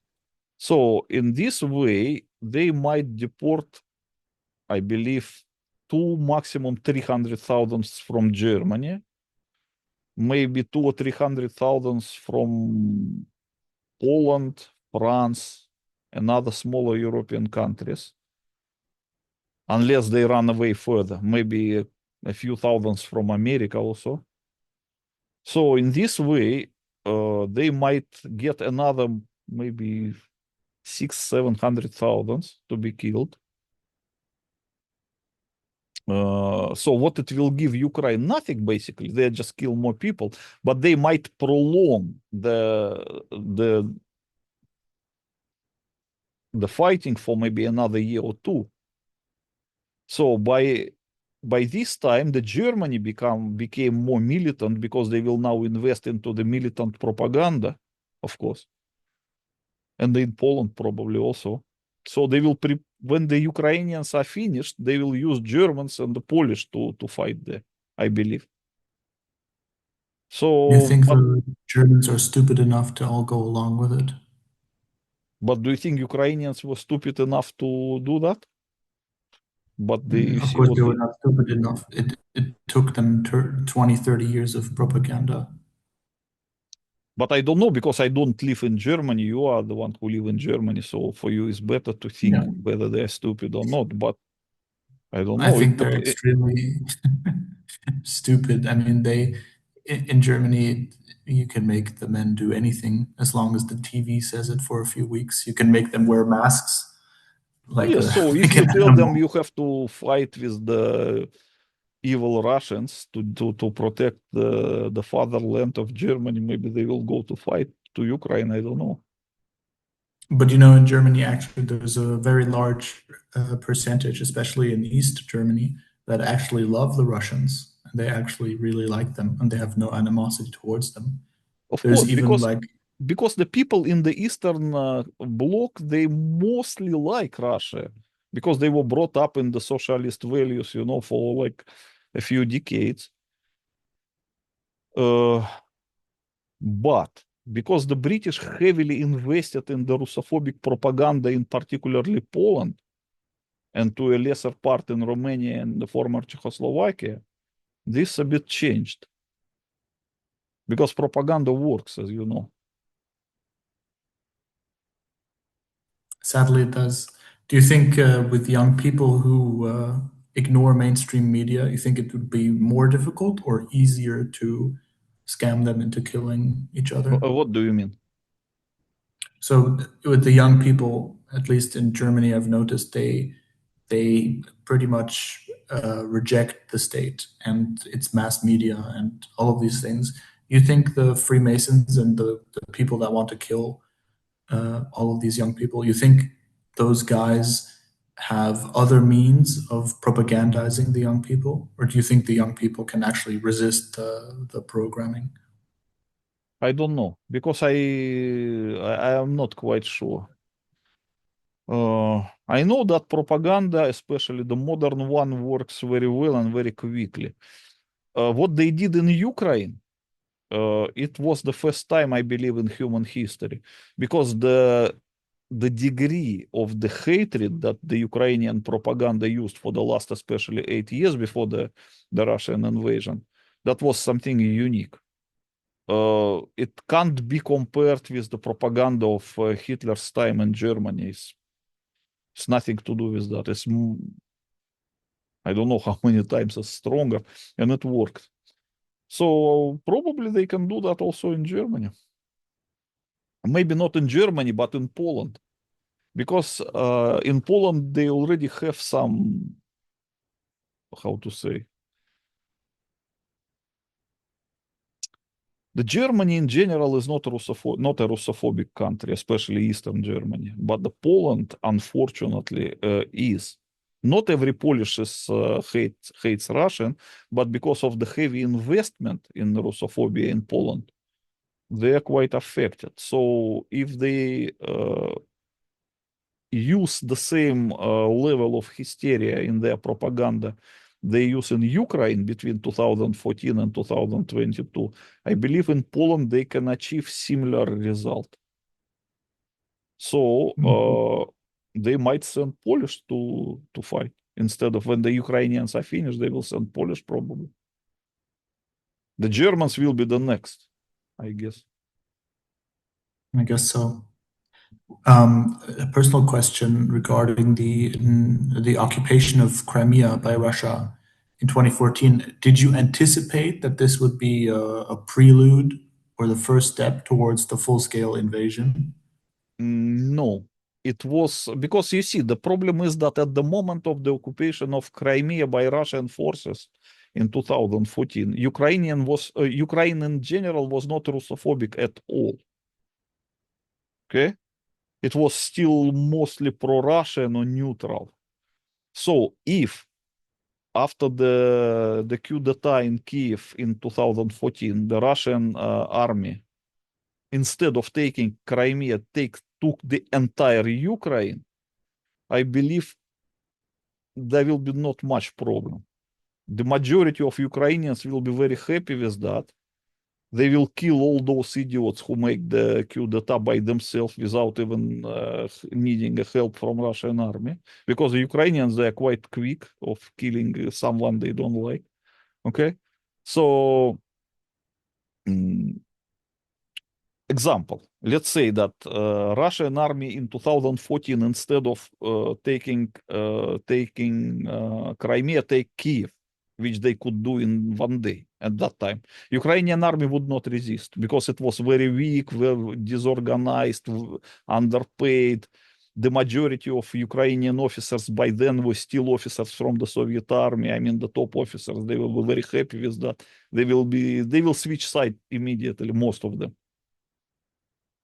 So the Russian government could quickly send the army to take Kiev to arrest all those British and American agents who made the coup d'etat, create the Ukrainian tribunal, military tribunal containing of the Ukrainian themselves. They will sue them and hang them on the lamp posts, believe me, very quickly.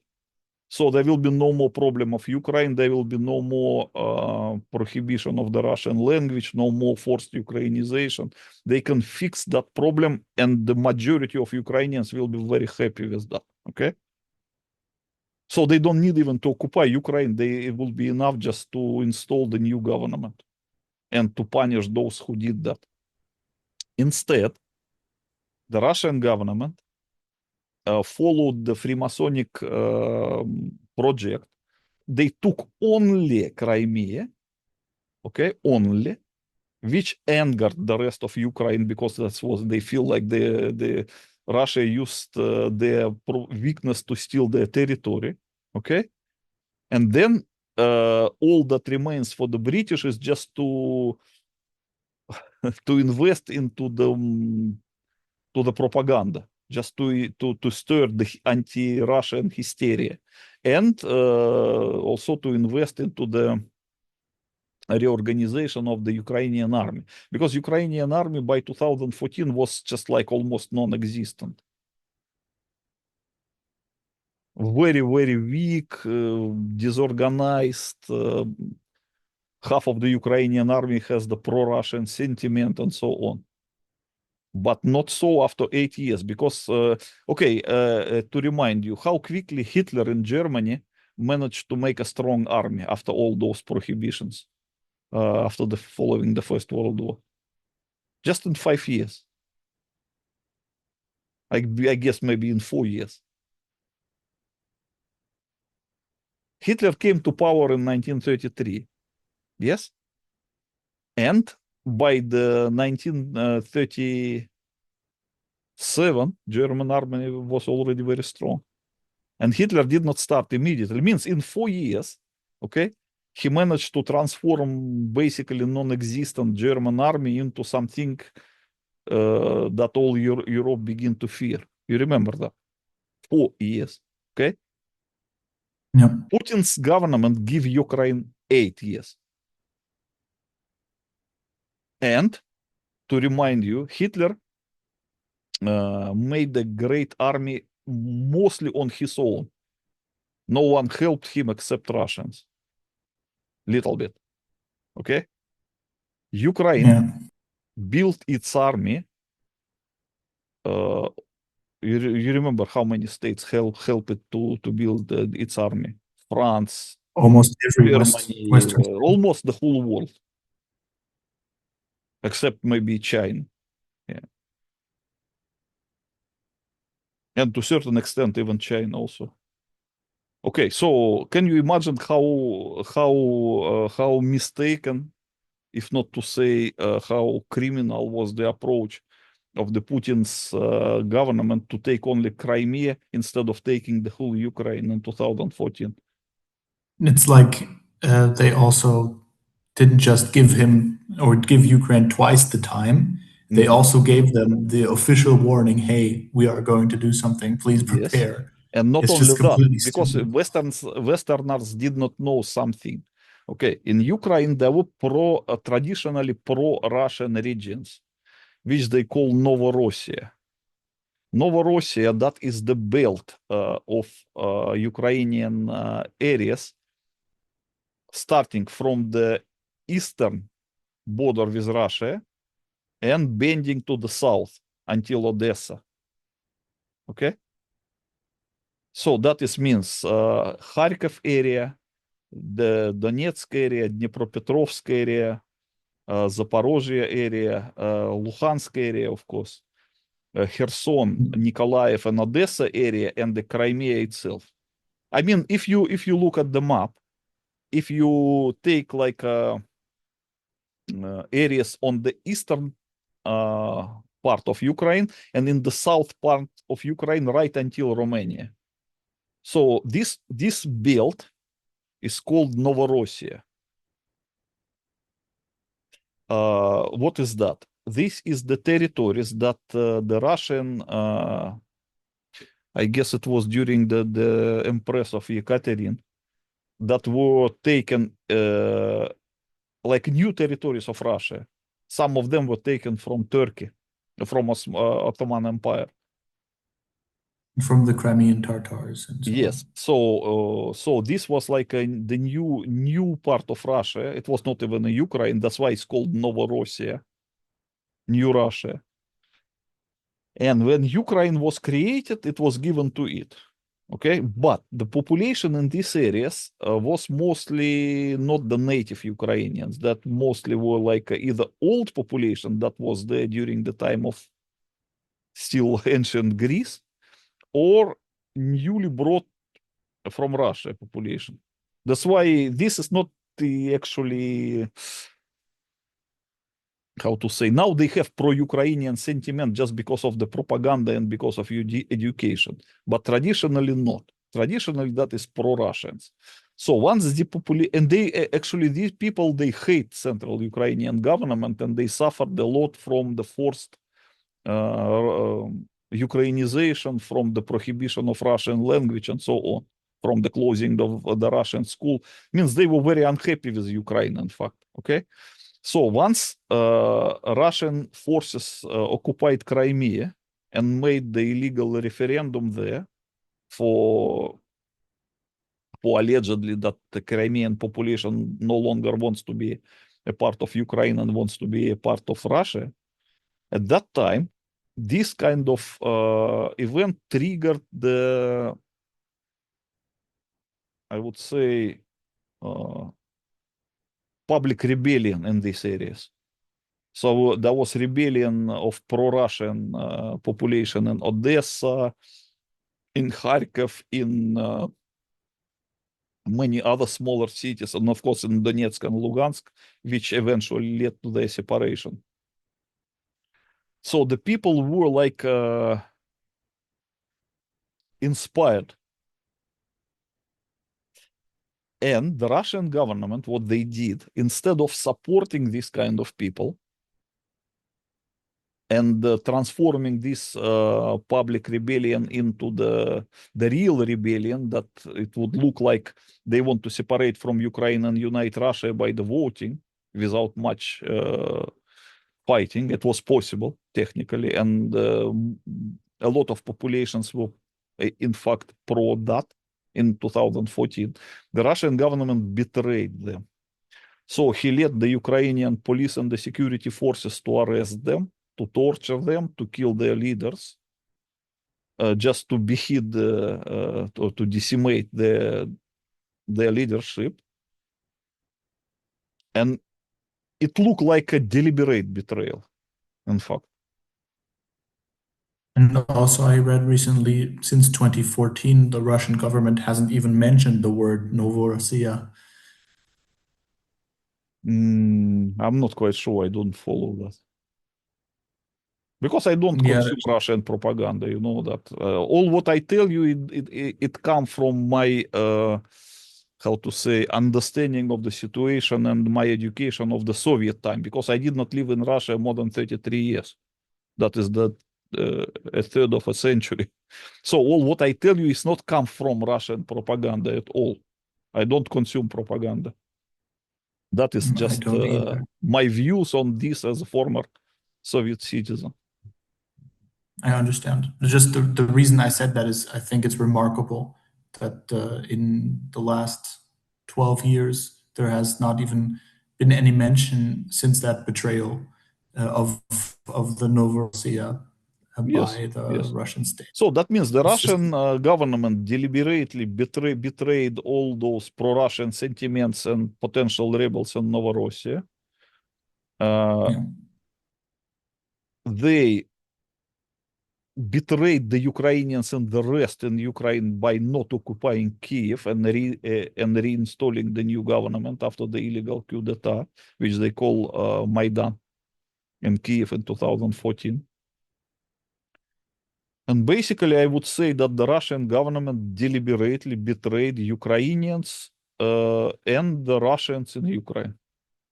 So this is the all of that further led to the full scale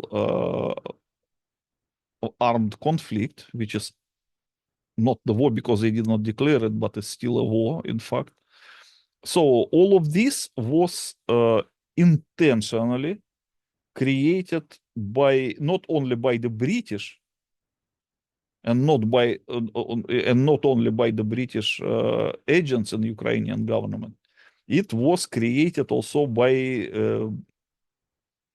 Russians by themselves, because the Russian government is the same British agents as they in Ukraine. They are the same, in fact. They are the same to the extent that they don't even kill each other. You see, Putin's government could kill Ukrainian president or Ukrainian commander of military easy because they have missiles. They can kill them many times. Even Ukrainian president, when he visits some areas near the front line, he's not. He's within the reach of the Russian artillery. They don't even need the missile. They can kill him from cannon. Okay, but they never even try to do that. In fact, if they know that the Ukraine president is visiting some frontline unit, They will they not would even order shoot, just not to would risk it. order their forces stop shooting at all. Yeah. I think that leads us to the next part of the topic. A few parts of the conflict since 2022 are just so painfully obvious that this is just a stage to kill as many Russians and Ukrainians as Okay. possible. What you mentioned, not shooting the leadership, then another major event that was even suspicious to me 4 years ago is at the start of the conflict when the Russian side had the element of surprise, the superiority locally from their preparations, Mm-hmm. and third of all, the overwhelming superiority, not just in artillery, but also in helicopters. They they made quite impressive gains in the first few days. Yes. And it looked to everybody as if this conflict would end very quickly. For Okay. example, in Chernihiv Oblast, at the end of March, they were so far into the Ukrainian territory that the entire center, the city of Chernihiv, was more or less surrounded. And then they just stopped after surrounding them and cutting their supply lines. That to me, it just seems like the most, I mean, this has to be some sort of dirty deal, either between the local commanders or between the governments or the people behind them. What was your reaction to seeing that in April 2022? Okay. My reaction was on the first day of the invasion. Like I even have video in Russian. Everybody can go to my Russian YouTube channel and check that I do not lie.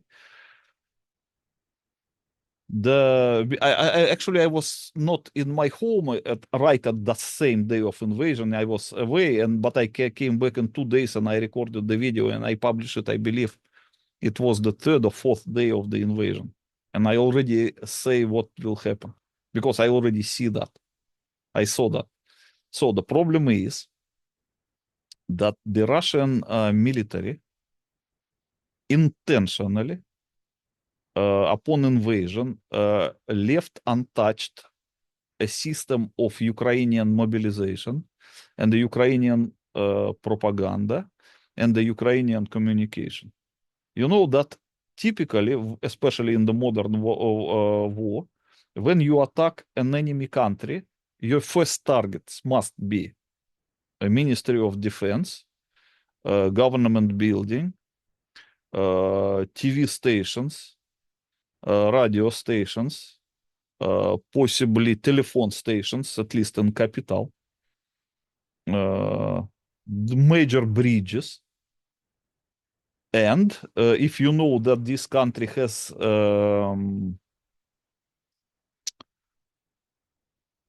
like a communication, yeah, possibly military communication centers, and if you know that this country also has recruitment agencies. I'm not quite sure how they call it in other country, but in Russia and in Ukraine, they were called as a military commissariats, like military.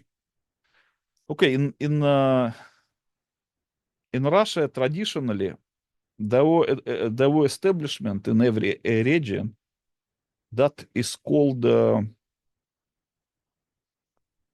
I'm not quite sure how to properly translate it to English, but to French it is translated as a commissar, but in English it translates as a commissioner. Uh, it's a kind of a person who is responsible for drafting or recruiting the civilian population into military. And each such person has an office, which is called, I mean, if rudely translated to Russian, it's like a military commissioner office or something like that. So in Ukraine, they were later renamed into territorial complectation centers or something like this. But in Russia, they were traditionally called as a military commissioner office. So these are the only spots where the people can enlist into the army. Okay. And the spots are well known to Russian military because Ukraine and Russia are recently the same country, and all these addresses of these establishments are very well known. So, and they're even inherited from the Soviet times. Of course. So if Russia really, if Russian leadership really wanted to quickly defeat Ukraine without much bloodshed, they must first kill the Ukrainian government as much as possible, destroy the Ukrainian Ministry of Defense, destroy the Ukrainian, at least, central offices of their secret service, police, military intelligence, and so on, plus their TV stations, communication centers, and of course, all those offices of the military commissioners that would be used to draft people into the military. And to destroy them is easy. Just send a missile to each of them and finish all. So the next, after the first barrage of the missiles, the Ukraine must lose their leadership, their military leadership, their communication, their TV, means they have to be deprived of their propaganda means, okay? And of course of the spots of their drafting system, so that they cannot enlist people into the military. The problem is that Russians did not destroy anything of this at all. So they left everything intact. For example, if America attack Iran, they will never do that. If America attack Yugoslavia, they will never do that. The communications are always the first thing to be hit. It's just a simple thing. Communication as a communication, and the communication as a means of propaganda. Okay, they did not do it. Okay, and it was so obvious that I noticed it on the first day. So in my first video that I made in Russia, I already explained, look, guys, they are going to make a bloodshed because they did not destroy the propaganda system of Ukraine. They did not even attempt to destroy any figures from the Ukrainian government, the Ukrainian top military command. They did not destroy the drafting system. They did not send any missile to hit the office of the military commissioners anywhere. Means they intentionally left all these kind of things intact. It was so obvious that I noticed it on the first day. So all the further movement of the Russian army no longer means anything for me, because I see that they intentionally want the enemies to prepare counteroffense, okay? Despite of this, the Ukrainian society was absolutely disorganized for the first 5 days. I remember it very well. There was a big panic. Millions of Ukrainians ran away from Ukraine immediately. Of course, there were some who want to join Ukrainian army, but there were not many of them. And the Ukrainian government itself, except the top figures, were not sure what to do, to remain or to better run away. Okay? Because the understanding was that the Russia will destroy them soon and arrest all of them and probably bring them to the military court. So, this panic continued from 4 to 5 days at least. And the Ukrainian government managed with, how to say, with great difficulties to re-establish the order, to overcome that initial panic, and to organize the population for resistance. It took for them 4 to 5 days, despite that the Ukrainian propaganda system and communication systems were left intentionally intact, even though it took for them 4 to 5 days to overcome the initial panic. Can you imagine that if Russia destroyed the TV centers, radio centers, providers of internet, city telecommunication centers, and most importantly, at least the main points of the drafting, like I mean the office of the military commissioners, you imagine that they will never be able to overcome this panic. Especially if in addition to destroying the TV centers and the radio centers, they will also kill some of the top military commanders and some figures of the Ukrainian government. They will never be able to organize the resistance. They will be just surrender in the next 10 or 15 days. But Not to the mention Russian the government physical.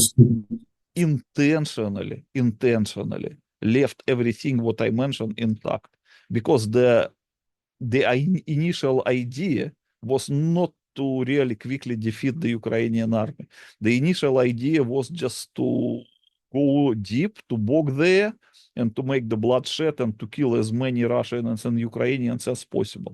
Because, but this is not the biggest problem. There is a bigger problem than that. You see, Ukraine had a weak point, Odessa port. Odessa is a purely Russian city with a very pro-Russian sentiment, despite the 8 years of intense propaganda. So the Russians plans the landing operation in order to occupy Odessa and take it over in the first days of the invasion. So for I that reason, remember that very clearly. okay, and they abandoned this attempt because somebody tell them don't. So they did not, they let Ukrainians keep Odessa port, okay? And they allowed them even to put the sea mines around it to prevent any further attempt to land there, one thing. Second thing, at the initial stage, the Russian fleet claimed to blockade, to instill blockade around Odessa port. But this was soon unblocked because the Russian government agreed with some proposal that the Ukrainians need to export grain and so on, okay? And to import weapons, of course. So it was left. And after that, it became impossible. Because So, also the submarines are already out of the port. You can only hit them when they're all in the port at the beginning and stop them from mining it. okay. So now the maximum that Russia can do is just to bomb the Odessa port, but not to take it over. But this is not all. Then the next thing came. Ukraine was very much dependent on Russia in the supplies of oil products, because Ukraine has no oil of its own. And it can get it from nowhere. It can only get it from Russia or from Belarus. Because all the pipes that goes from Russia through Ukraine and further to the west are going only one way. They can pump oil from east to west. There's no pumps that came back. I mean, there's no pipelines that goes back from west to east. Okay, and It's just so ridiculous. the West cannot organize how to say massive and uninterrupted supply through the railways, because the railways in Ukraine and the railway in the West are different size. You know that. They have a different gauge. That was Hitler's major problem in the Yes. first days So of the each invasion. train on the border crossing must stop for almost 2 or 3 hours to change the wheels to continue. So in this way, the West cannot use the rail system to supply Ukraine not only. Okay, they can probably bring tanks, but not the oil. That would be not enough. Okay, so the only way Ukraine could get uninterrupted supply of oil is from Russia. And do you know that Russia, during the more than 4 years of the war, supplied Ukraine military with the oil? because Yes. they talk, I mean, in Europe, they talk a lot, not only in Europe, in Russia and in Ukraine, they talk a lot about the gas tube, gas pipe, but no one talks about the oil pipe. It is just like a taboo even to talk about it. But the problem is that the oil pipe that goes from Russia through Ukraine to the Europe has never stopped its operation. So officially, Russia sells oil through this pipe to like Slovakia, Hungary, and some other countries, and Ukraine just pretends that they don't want to touch that business. Okay, but in And one more reality, thing. but in reality, Ukraine uh, buys that oil as a means of the so-called virtual reverse. Means they just take as much oil as they want from this pipe, okay, but claim that they bought that oil from Hungary or from Slovakia, and the German taxpayer pays for it, okay. So the Ukraine got the oil from Russia in this way, and they have a big plant Refinery, where they Kremenchuk. can refine that and transform that oil into the benzene, kerosene, diesel oil, and so diesel fuel and so on. Is that the Kremenchuk oil refinery? Yes, and this Yeah. is another untouchable thing. The Russians never bomb it because if they stop supplying oil to Ukraine by this pipe or bomb that refinery, the Ukrainian military will just stop in 2 weeks. And not only the military, just the whole Ukrainian transport will stop, railway and auto and everything. Okay, so the Russian government continue and continue and continue to supply Ukrainians by oil uh, during the whole time of this so-called war. Okay, so now the question is why they do that? Because their plan is to kill as many Russians and as many Ukrainians as possible, which means that the Russian government and the Ukrainian government and British government and American government are acting together just to kill the Russian people.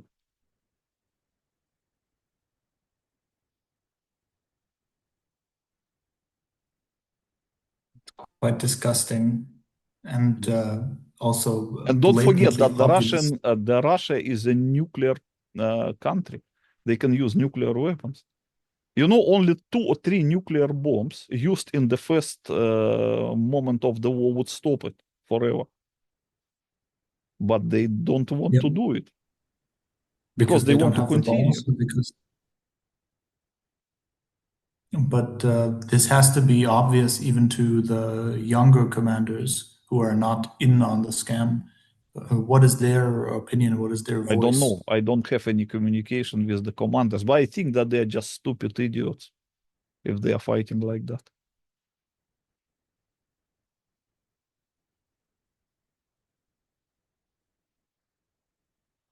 It's pretty shocking. The same could be said about the bridges over the Dnipro River. You know, the Dnipro River divides Ukraine into 2 halves. Yeah, I Okay, wanted to ask you so about if that. Russia destroy the bridges, the supply of the Ukrainian forces on the left bank, Ukraine would stop forever.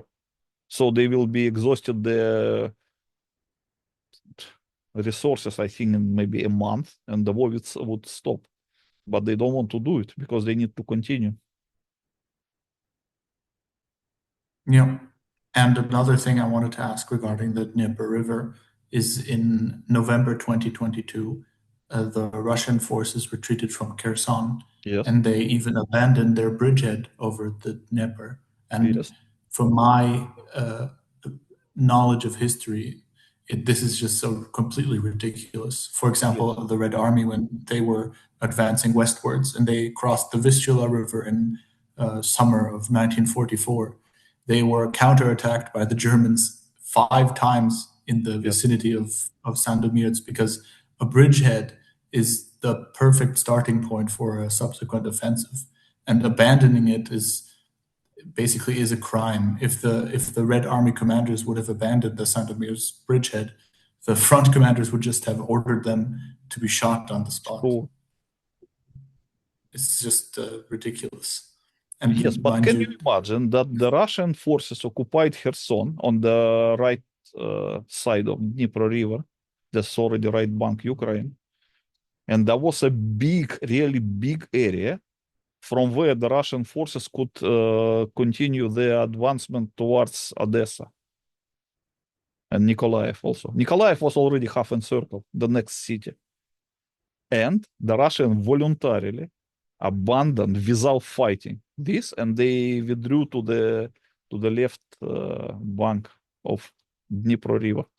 This is like, I don't know even with what you can compare it.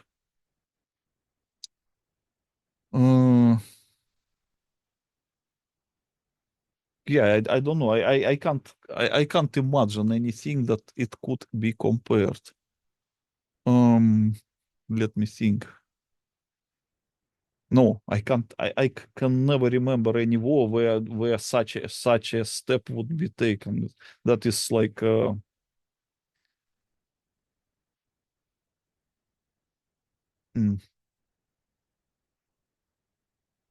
no, I don't know it's just with completely what I can insane. compare. It's like, for example, if let's say, mm,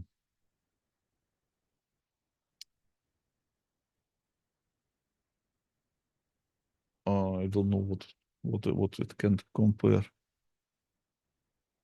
Let's say that if the British during the Second World War would allow German army came to the oil-rich area uninterrupted. No. Like, for example, instead of stopping the advance in North Africa, they will just say, okay, let that guys go until Iraq. Let Okay. those guys take the Suez Canal and Yeah, lock us in. because they need oil. Let them have it. Okay, just similar like that. So it's a fair fight. But look, this would be compared only with the Russian supply of the oil by the pipe to the Ukrainian army. But it still can't be compared with abandoning Kherson. No, it would not be enough comparison, I believe. I don't know even know with what to compare. Is the Russian public even at all aware of this? Because this has to be obvious by now. It's been going on for so They are long. so stupid, they are so slavish, they are so blinded by their propaganda, and there is no much people who can explain to them that the things are quite to the contrary, that I believe not many of them. And just to remind everybody, and even potential Russian people that speak English that are watching this video, the war has been going on now for 4 years and 2 months, the so-called war. In this time, the front has moved barely at all, maybe a few hundred kilometers at a few points. Yes, But in 4 years 150 the maximum. yeah, during the Great Patriotic War, which was the same length, the front went all the way from uh, the middle of Belarus and the middle of Poland, all the way to the Volga River and back To to Berlin. Berlin. Yes. And And these soldiers were not mechanized forces, these were yes, mainly on they foot. were walking It's completely on feet. ridiculous. Yes, yes, yes. And So this now is, the both Ukrainian and Russian armies are fully mechanized. They yeah, have armored carriers, trucks, and even and even helicopters. helicopters. Okay, so none of them travel on foot, but the time of the Second World War, which especially Great Patriotic War, German army was mostly infantry. Yeah. Russian army was, I mean, the Soviet army was, Red Army was mostly infantry. Yes, they have the cavalry, they have some tanks, and they have some mechanized forces, but they were just like, It's only a limited portion, and they cannot influence the speed of the whole army anyway.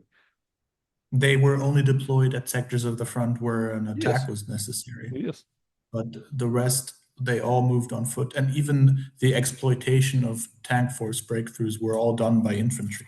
And they moved in 4 years across half, or basically the majority of Europe and back. And now, in 4 years, where the technology is better, the fronts have not moved at all. And this is not due to incompetence. If it yes. was That is why. incompetence, they would have That already been shot. Okay, that is why I don't even call that as a battlefield. I call it as a slaughterhouse. The main reason is just to slaughter as many Russians and Ukrainians from both sides, because Russian army in the bigger portion contains of Ukrainians also, Ukrainians, and Ukrainian army in the major part contains of Russians. So it's just they're just killing Russians and Ukrainians on the great scale. I There is think no it's reason at also all. particularly I think it's also particularly disgusting to give Russian or Ukrainian soldiers a medal for this slaughter, or for even making them commit murder uh, in their home country I on would a not gigantic challenge scale. these because the soldiers are not guilty. They are just soldiers. Their view is very limited. They said this is Of enemy. course, You have to kill them, and if you are brave, you get they some have the medal. servant mentality, So I would not but challenge the medals. Okay, let them have their medals. But we, I'm not challenging them. I'm challenging the commanders that give them the medals, that have the bigger picture and still decide to reward this slaughter. but I believe that the commanders on both sides, Ukrainian and Russian, they are just globalist agents, and they use their position to kill as many of their subordinated soldiers as possible. Because, like a commander Of of course. Ukrainian army, Syrsky, is ethnic Russian. He is from Russia. His father is still in Russia. He calls him by phone probably every evening and talks, "Hi, father, how are you?" Uh, and he is using the Ukrainian troops in the worst possible manner. You know that General Syrsky in Ukraine. You know what is his nickname? I Uh, think it's Butcher of Sumi or yes, something. yes, they call him exactly like that because Yeah, he is actually butchering his troops. Okay, and the commander on the Russian side does exactly the same. it's like uh, even worse than in the First World War. The high commander of the British Expeditionary Force was called Douglas Haig, was called Butcher Haig, and he, by the way, he was a very prominent Freemason. That's how it is. But But I but, have a but question. you can't compare butchery in that war with the butchery in the conflict between Russia and Ukraine, because Of in the First course, World War and in the Second World War, all military operation they had some visible reason. Okay, they yes, didn't that's do what it I so mean. as open as they do in Ukraine. But in Ukraine, it has no reason at all. It's just a butchery as a butchery, just butchery as That's what I is. meant to say. So back then, even this man who had a military operational goal, who sometimes achieved the goal, sometimes he failed, he was called a butcher. But now these attacks, they don't even have a reason. They have no goal. They have no purpose. So Yes, this name butcher is really deserved. yes. And I have a question, another question about the Russian public. Have this, I think, this very weird belief that the so-called Putin or his double has is playing 4D chess and has hidden plans that nobody can understand. Why do they still believe this? I mean, it's been 4 years and the front hasn't moved. I guess that belief in the plans of Putin um, is now less common. It was widespread before that, before the invasion, and maybe a couple of first years after the invasion. But now it's dwindling. I mean, less and less idiots remain who might believe that. So maybe only clinical idiots might still believe that, who must be, in some institution or something like that. I think I tend to laugh a lot about these fools, but in reality, it's very sad. It's just tens and hundreds of thousands of people being killed like animals. And I, I don't know if I should laugh, but it's so blatantly obvious that I can't fail to see the humor in the situation somehow. Maybe it's just my way of closing my eyes, because in reality, this should make people go to the streets and just take the Russian leadership and the Ukrainian leadership and burn them alive. Yes, they should What the do it, human but because reaction would be. they have no, they are not organized. They don't have the leaders who may lead them to that. They are probably, some of them are ready to do that, but they are not organized. But I can tell you something that many people also do not realize. Because this war is undeclared, and in fact is not a war. In Russia, that is called special military operation officially. And in Ukrainian side, it's officially called like repulsing Russian aggression, but not a war. It has no definition of war on either side, and they have no state of war. They only have state of like a military emergency or something like that. No, I don't know how to translate it in English. You mean martial law? Yeah, martial law, but not the state of war. I mean, it means officially it's not a war. And because officially it's not a war, neither Russian nor Ukraine forces could use conscripts. And they could not use directly the people who were mobilized into the military. They could only use the soldiers who signed the contract with the military. Means the paid ones. Okay? So what they do, they just offer good money for to enlist into the military as the contractors, as the soldiers of the contract service. So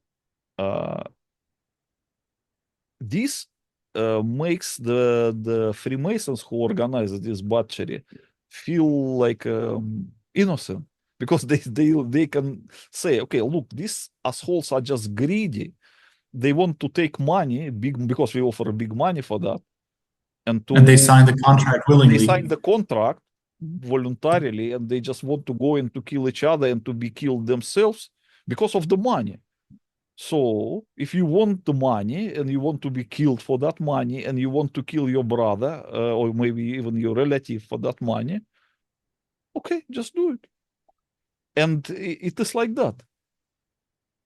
Because you see, if they declare war on each other, it would automatically give the legal right to the government to use the conscripts free of charge in the war. Because in the real war, Because it's the you duty. don't pay the soldiers, okay? You just give It's them just a human uniform. duty. Okay. So, but here they pay good money on both sides. So it doesn't even look like this is the real war. It looks like the well-paid soldiers of one side kill well-paid soldiers on the other side, and vice versa. So if someone is killed, it could hardly even be called that this is a hero who was killed in the war defending his motherland or fatherland. It would rather be said that it is a greedy idiot who wants the big money and who died for that money. It looks like this. But um, of course, this is true. And anytime somebody signs the contract, it's done willingly. If you say no, maybe they will beat you or punch you and treat you very hard or even torture you. But if you don't sign, usually they let you go, right? Yes, sure. There was one So, Ukrainian. Actually, in my Russian Telegram channel, I constantly do this teaching, because many people don't realize that. So I teach them. I say, don't, if they catch you on the street, just don't sign the contract, and they can do nothing. And there was one Ukrainian guy who was actually captured by the, how they call it, the human hunters. and who was brought to some military base. And they told him, look, you will go to the military now, change your dress for the military uniform. He said, I will not do. And I will not sign any contract. And they don't know what to do with him. So in a few days, he stayed there and they just let him go. Yeah, but I want to use that opportunity to say, for every English speaker that is listening to this, if such a situation ever arises for you, there are a few things to keep in mind. First of all, always be polite to any of these guys that drag you, even if they are just a clown in a uniform and they're a filth, humanly speaking. It will go better if you just are polite. And second of all, never sign anything that you don't want to sign. Jesus Christ said, let your yes be yes and your no be no. So Sure. just stand by what you believe and you will be okay. Maybe you will lose a tooth. Maybe Okay. you will I get can punched, tell a but you few will save steps, your okay? life. First, if they tell you to change your dress to the military uniform, say no, I will not change my dress. Second, if they want you to sign the contract, say I will not sign any contract because contract is something voluntarily anyway by definition. Third thing, say I will not participate in any military conflict which is not has a status of a declared war, because if you kill someone not in the war, you will violate God commandments, you shall not murder. Okay? You can kill people only in the declared war, in the between the declaration of war and declaration of peace, and not otherwise. So it means the people who are killing each other in the Ukraine conflict, they are in fact violating the God's commandment, you shall not murder. Which is what So Satan wants. yes. So you can always defend yourself by saying, look, you fail to declare war, and I will not fight in the war that is not declared. I don't want to go to hell for that. And you will be right. Okay. Finally, if you have never taken an oath, like how to say, a pledge, uh, and they force you, you just say, no, I will not do it. And finally, if they sign contract instead of you, it's also possible. And they just sign all papers that you did not want to sign in your name, and they give you still a weapon, let's say a machine gun or whatever, just turn this machine gun against your offenders. Why should you kill some innocent people? Kill the one who offended you just now. You have a gun, they give it by themselves. If they're So kill stupid them. enough to give So you a just gun, you kill may them. use it. Kill your own commander. Easy. When tyranny is So better law, to kill your own disobedience becomes commander true. than to kill the people who are innocent. Yes, it was Benjamin Franklin, I think, who said, when tyranny becomes law, resistance becomes duty. And it's better to kill your own commanders who try to send you to hell and then kill yourself honorably Sure, than just become a sure. swine living in some trench in the dirt and not being able to eat or even to go anywhere where you want, and just Okay, living like an if animal. they forcefully and illegally gave you weapon, means they are your offenders. They try to oppress you. So just kill them and can kill yourself, and you for surely the God will appreciate that. You will be considered as like a martyr in this case. But if you take that gun and went to the battlefield and in undeclared war you just kill some poor guy from the other side, that will be just a murder. You are not defending yourself. You are just following the illegal orders. Yeah. And this is very simple to do. It's just, if Very that guy on simple. the other side hasn't done anything wrong to you, why would you let some asshole in a uniform with a funny hat and with a loud voice make you violate God's commandment? It Sure, was Peter that said, "It is more important to obey God than to obey man, and no man's commandment may ever be above what God said is right sure, and wrong." sure. I not say that there is no citizen duty. I believe that every citizen who agree with his state must defend this state if there is a state of war. But if these rulers do not even want to declare state of war, you don't owe them anything. Now, I want to make the special case to the Russian people because even if you have sworn an oath and the president of the Russian Federation is not even the real Putin, then that oath is void, correct? Correct. But Please, it is void in the eyes of God. It is void automatically because modern state is a juristic person, and God does not recognize juristic person and does not recognize obligations to juristic persons. Means if let's say that Russian Federation is a juristic state, or United States of America is a juristic state, or let's say the Republic of Germany is a juristic state, and you have any obligation to it and you do not perform it, the God will not hold this against you because in the God's eyes, juristic persons do not exist and they have no right to impose any obligations on you. That's why you remember during the time of Adolf Hitler, they give the pledge directly to him as a physical yes. person. Why? Because they were humans still, not slaves.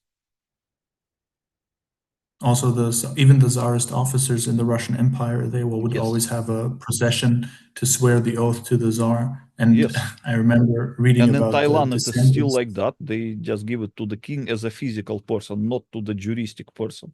So any kind of obligation towards the juristic person is void automatically if you are human.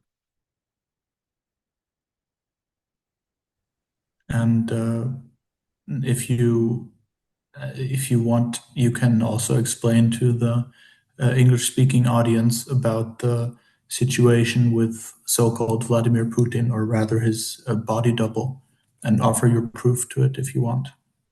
Oh, it is a long time actually to prove, but in my Russian channels, YouTube and Telegram, was already for the last more than 3 years, I believe, I spent time explaining in detail why a person who claims to be president of Russia, Putin, Vladimir Putin, is not him. They just use several actors look alike to cheat people and to present the figure of allegedly the Russian president to represent the figure. But in reality, they are all, every time they are all different. Some of them are younger, some of them are older. They look really different. You want I bring the picture to the screen to show how it look like?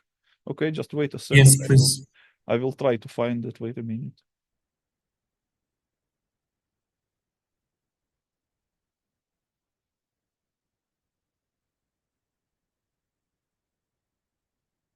Give me a second.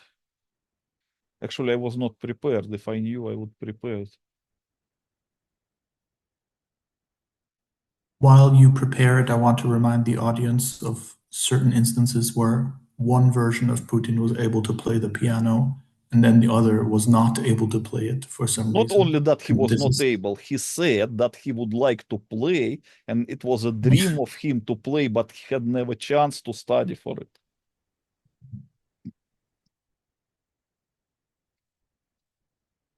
Okay, 1 second.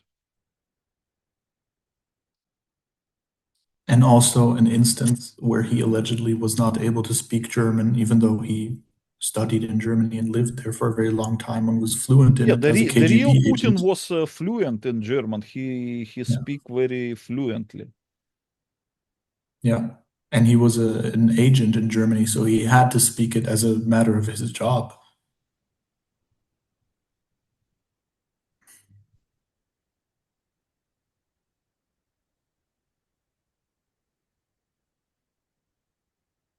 Okay, I think I found some. I will show you.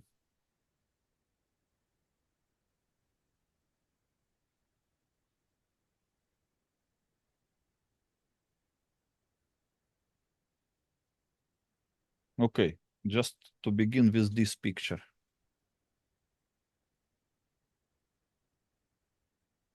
I will bring it now to the screen so you can see it.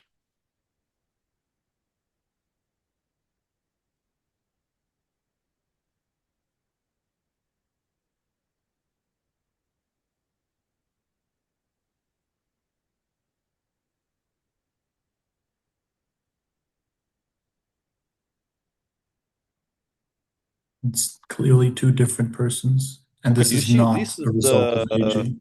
this is the two versions of Putin.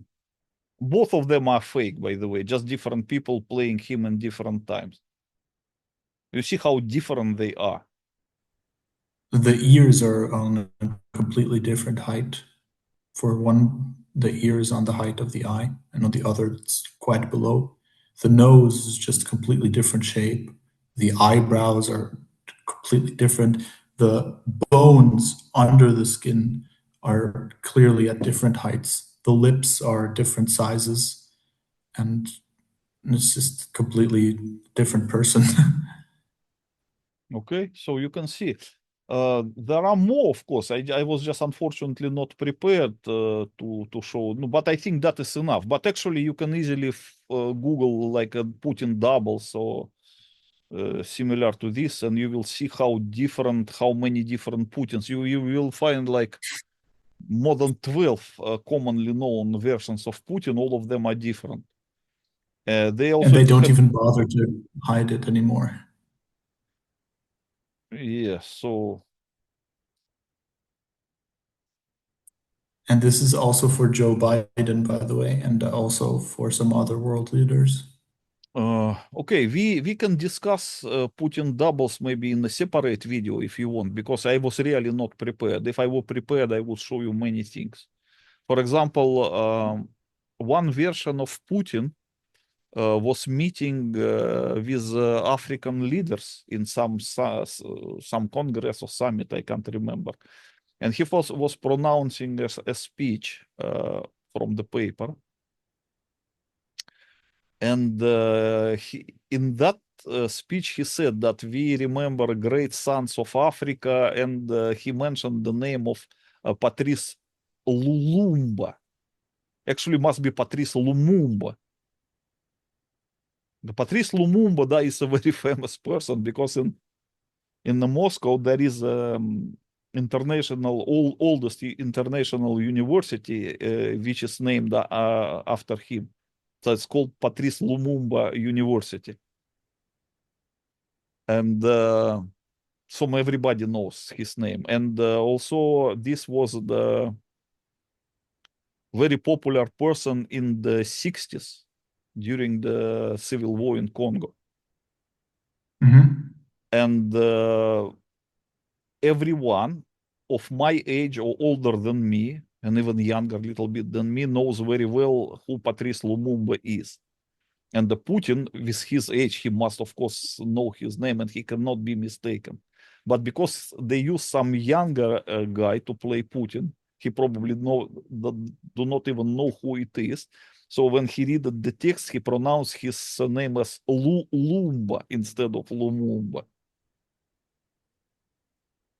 Yes, it's So, and there were so many fails like that. So one Putin plays piano, and the other Putin in the same time says, "Oh, I like to play piano, but I never study for that." And some Putin claims that in army he was a Marines, and some other Putin claims that in army he was a lieutenant in the artillery, and but the real another in the Putin was KGB. neither, you know. So Yeah. it's a lot of fails. And why do you think the Freemasons even bother with that instead of just installing a new president I when don't Putin know. died? Actually, for me, it's also it's very strange, because if the really guy is dead, why you have to 20 years cheat the people with his body doubles and making a Maybe that's the mockery of point, it? Dimitri. I don't know. Maybe Maybe it has some special features in it. Maybe because of in Russia, some people believe that the Putin actually is antichrist. I mean, the biblical antichrist. So the Freemasons might be need exactly him. They can't use anyone else. Interesting. But you're not sure about that? Actually, I used to think that Putin is Antichrist more than 20 years ago because he fits many definition of Antichrist. But since I understood that he is not real, they use just different actors, look-likes. Now I'm not quite sure, but I didn't completely abandon this idea. I still think maybe for the Freemasons is very important because they want to make Antichrist of him, and if they signed him off like that, now their plans cannot be used. I mean, they cannot Yeah. continue with their plans. Hmm. It's quite And concerning. it is very Do you think important, maybe, I can tell you why it is of so course, important for the he has the Freemasons. nuclear weapons? No, it's not about the nuclear weapons. You see, for example, everybody who is officially against Russia can deliver a mortal blow to Russia by publicly, uh, how to say, unmasking the fake Putin. Okay, let's say, if at the moment of the Second World War, it came to the knowledge of, let's say, British or American or Soviet that Hitler is not real and he is played by the body double. Do you think they will not use that as a reason to destroy Germany and to Of turn the course. German army against its leadership? Of course, they will use it for sure. Even they only have a suspicion that it might be like that. For example, they know, okay, there is a real Hitler and there is his body double that sometime replaces him, but the real Hitler is still there. They will still do it because you have to use any how to say any opportunity to kick your enemy, whether it is true or not. Okay, now imagine that president of Ukraine and the former commander of the you know that Kirill Budanov, who is now the new chief of the presidential administration of Ukraine, formerly he was the chief of the military intelligence in Ukraine. Hmm. At the time when he was a chief of a military intelligence of Ukraine, he was giving an interview to one female journalist, and she asked him, say, look, there are rumors that Putin is not real. What can you say about it? And he say, look, in my department, we have a whole, uh, I mean, in our organization, we have a department, I mean, the specially dedicated people who are following the doubles of Putin. And they say they know a lot of him, but he say, I'm not a specialist myself, but at least I can recognize 3 different Putins. But he say, but the guys who work especially on this, they know more than me about it. But he admit himself that he is capable of recognizing at least 3 different Putins. I mean, the chief of the military intelligence, okay? But you will And never make that public. no, I have this interview. I can show it to you next time. Okay. I mean, when Yes, we please. make the next video, I will prepare all that stuff. So, Yes. so this interview was shown. It is available on the internet, and now this guy became a chief of the presidential administration of Ukrainian president. Okay. Now, Yes. why don't he use this argument against Russia? Say, look, Russia is run by some criminal who In the claims to mask. be Putin, but in reality is not Putin. That will be finished. You know that the army cannot fight without commander. There will be a revolution in Russia if he make that, but he doesn't. Why? Because their handlers from Britain prohibit them to talk about this. President Zelensky, when he was blackmailing some Western countries at one point, also attempted to use the argument that Putin is not real. At that time, he wanted some weapons, but I can't remember what exactly, but they refused to give him some weapons. So he attempted to blackmail Germany or Britain, I can't remember exactly. So he, in one of his speeches, he used the argument that Putin is not real. Okay. So it looks like they want to force him to have a deal with Putin, but he say, look, I don't know who is that guy. Maybe, I mean, he put it, he constructed his speech in a manner that he suspect that Putin is not real. Of course, it was a blackmail because he just wanted some weapons or money. I can't remember, and he was given that. After that, they tell him to shut up and get what he wanted. So that means the Ukrainian leadership in certain situation can use this argument as a blackmail against their own handlers in the West. So they can blackmail British or Americans or probably Germans, but they never use it as a means to kick Russia itself. Just not like to go to the TV and say, look, we decided to reveal you the truth that Putin is not real and here is the proof.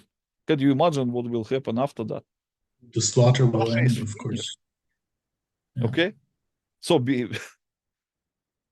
but they are not allowed this. So that means the West, which runs both Russia and Ukraine, does not allow to talk about uh, the fact that Putin is not real. All of these pretend that Putin is evil but real.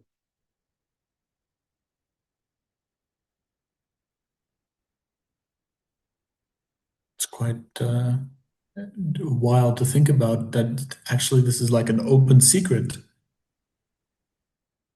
It's similar to the nuclear demolition of the World Trade Center, in fact. Everybody knows, People just more or less everybody knows it, but it's not allowed to speak about it publicly. For example, the Iranians were attacked by Americans.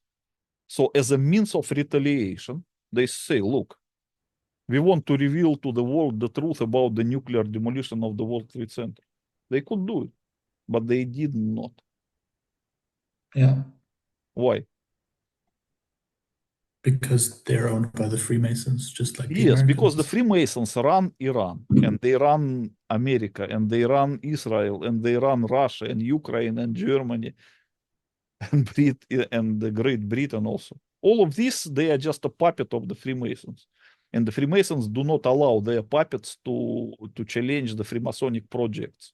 So the 9/11 is a Freemasonic project. So it's not allowed to challenge.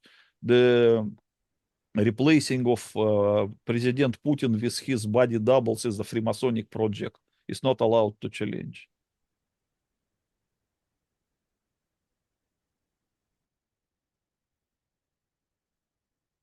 But do you think there is any state in the world that has the reach to publish things like the Putin double or the nuclear demolition of As the World far Trade Center? as I know today, today no such state.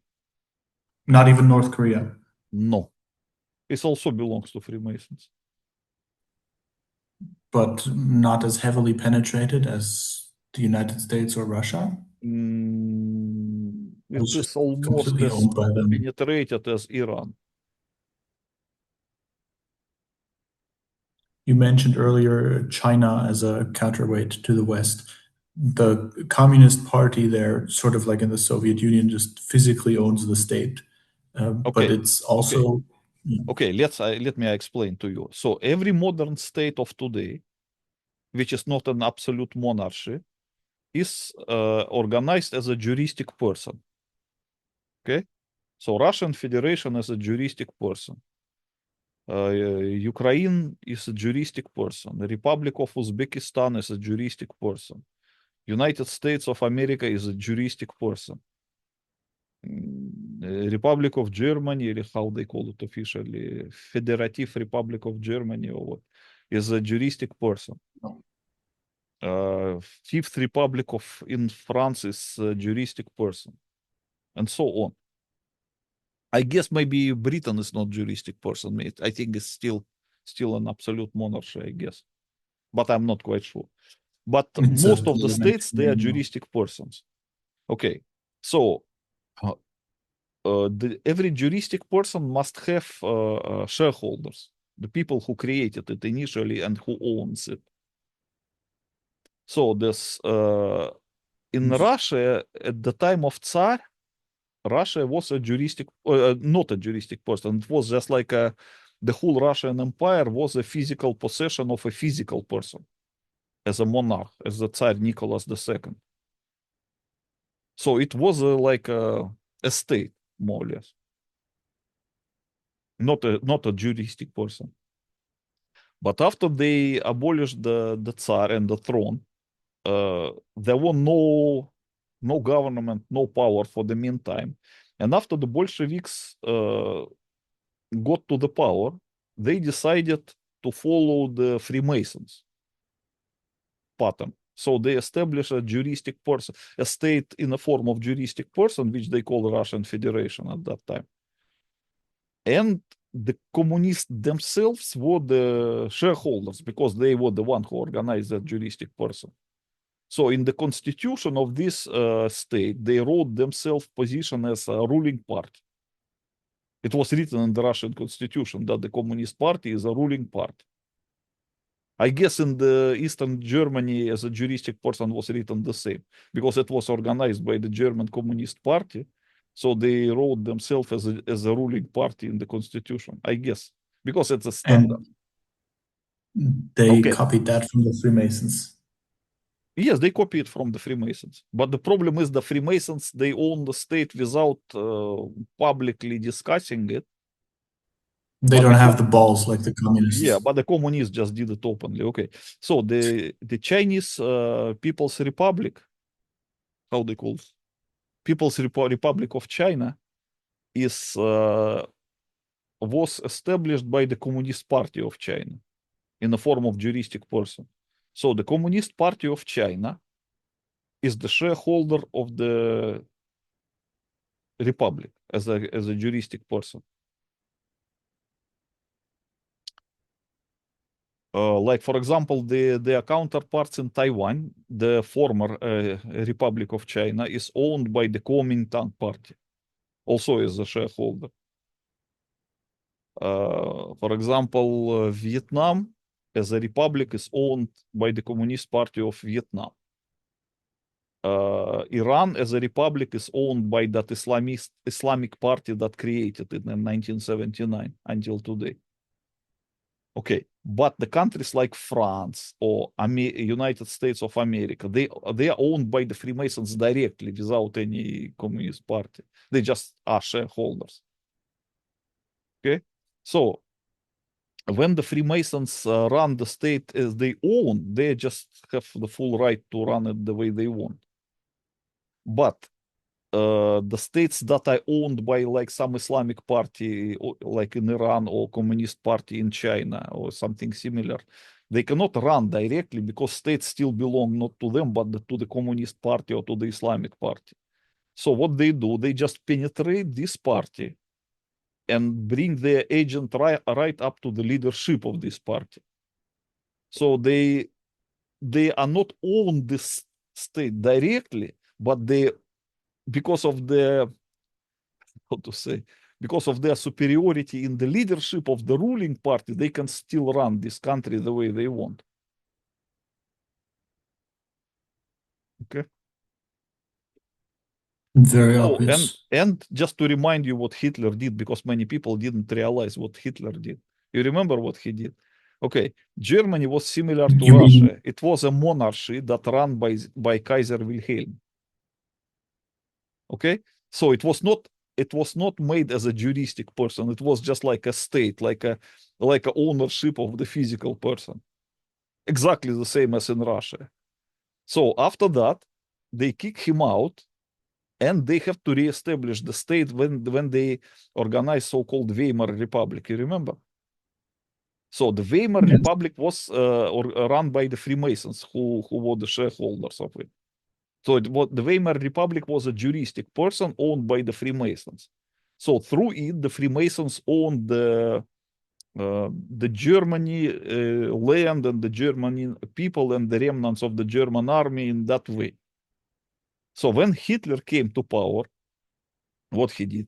He came to power as a chancellor first. And the president was still president of that juristic person, I think, Hindenburg. If yeah, I think so. And then, Yes, that's the formal head of state. yes, formal head of state. And after that, what happened? Do you remember when the president died? Instead of organizing an election of a new president, He put the Hitler both of the offices Hitler into one. Hitler offered the German people to take oath to him personally as a Führer, as a leader. So in that way, he basically stole the German people from the Freemasons. Why the Freemasons hate Hitler so much? Because he showed how Yeah. easy it is to steal people from them.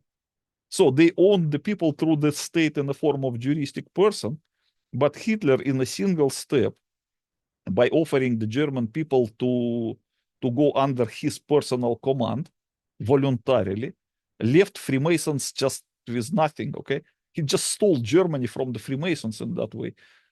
That's why he declared Germany as an empire, not as a republic in the form of juristic person. And it was organized as a tribe because when you have a leader, that means you have a tribe. Tribe has a leader. Yeah, the folk. Juristic person has a president. Okay, so the Freemasons used to own the German people through juristic person in that way as a shareholders. But Hitler simply cheated them and stole the Germany and the German army and the German people from them by reorganizing it into a tribe and himself into a leader, officially, Führer. Okay, so it's just a good example because many people don't understand how the Freemasons own them through the owning of the juristic person, or how the Communist Party owned them through owning the juristic person in the form of state. And Thank you also, for yes, explaining by that. the way, yesterday some Russian people in Russia asked me this question, but maybe will be interested. What's the difference between the Communist Party and the Democratic and Republican Party in America?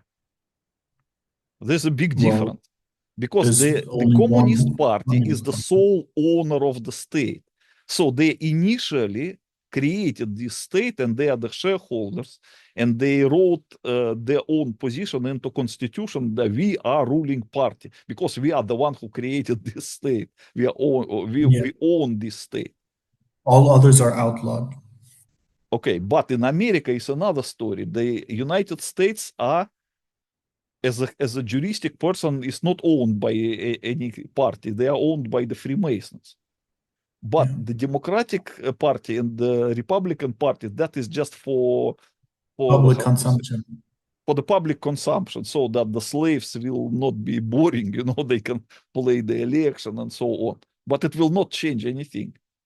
Whether you elect Republican or the Democrats, the ownership behind the juristic person is the same as the It even Freemasons. says so on the Great Seal of the United States, Yeah, which that's the never difference. changes no matter what party. Of course. So that's the difference between the Communist Party that runs the state solely and the Democrat Party and Republican Party in the United States, which is just for the public entertainment.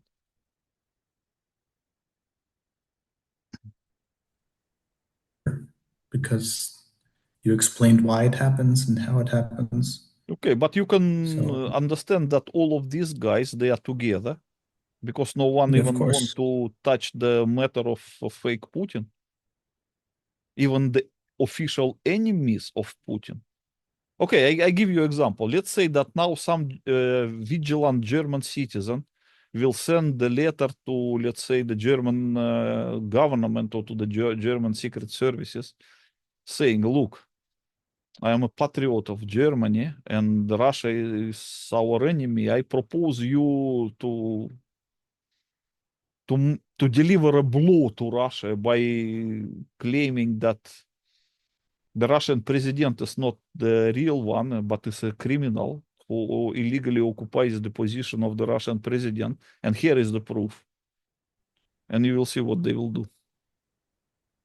They will do nothing. They will maybe imprison the guy that sent them this, but do nothing to Russia. So that is the proof that they are all together. Yes. Because if Very someone would offer this information to the Stalin's government in Soviet Union or to the British He would government be made during the hero of Second the World War, Soviet claiming, Union. say, look, we have proof that Hitler is not real. Oh, they will be very happy for that. They will give him medals. And it's the same with the nuclear demolition of the World Trade Center. If the Iranian regime was actually genuine opposition to the Freemasonic New World Order, and they got into their hands information like this, of course they would use it. It would destroy America. Sure.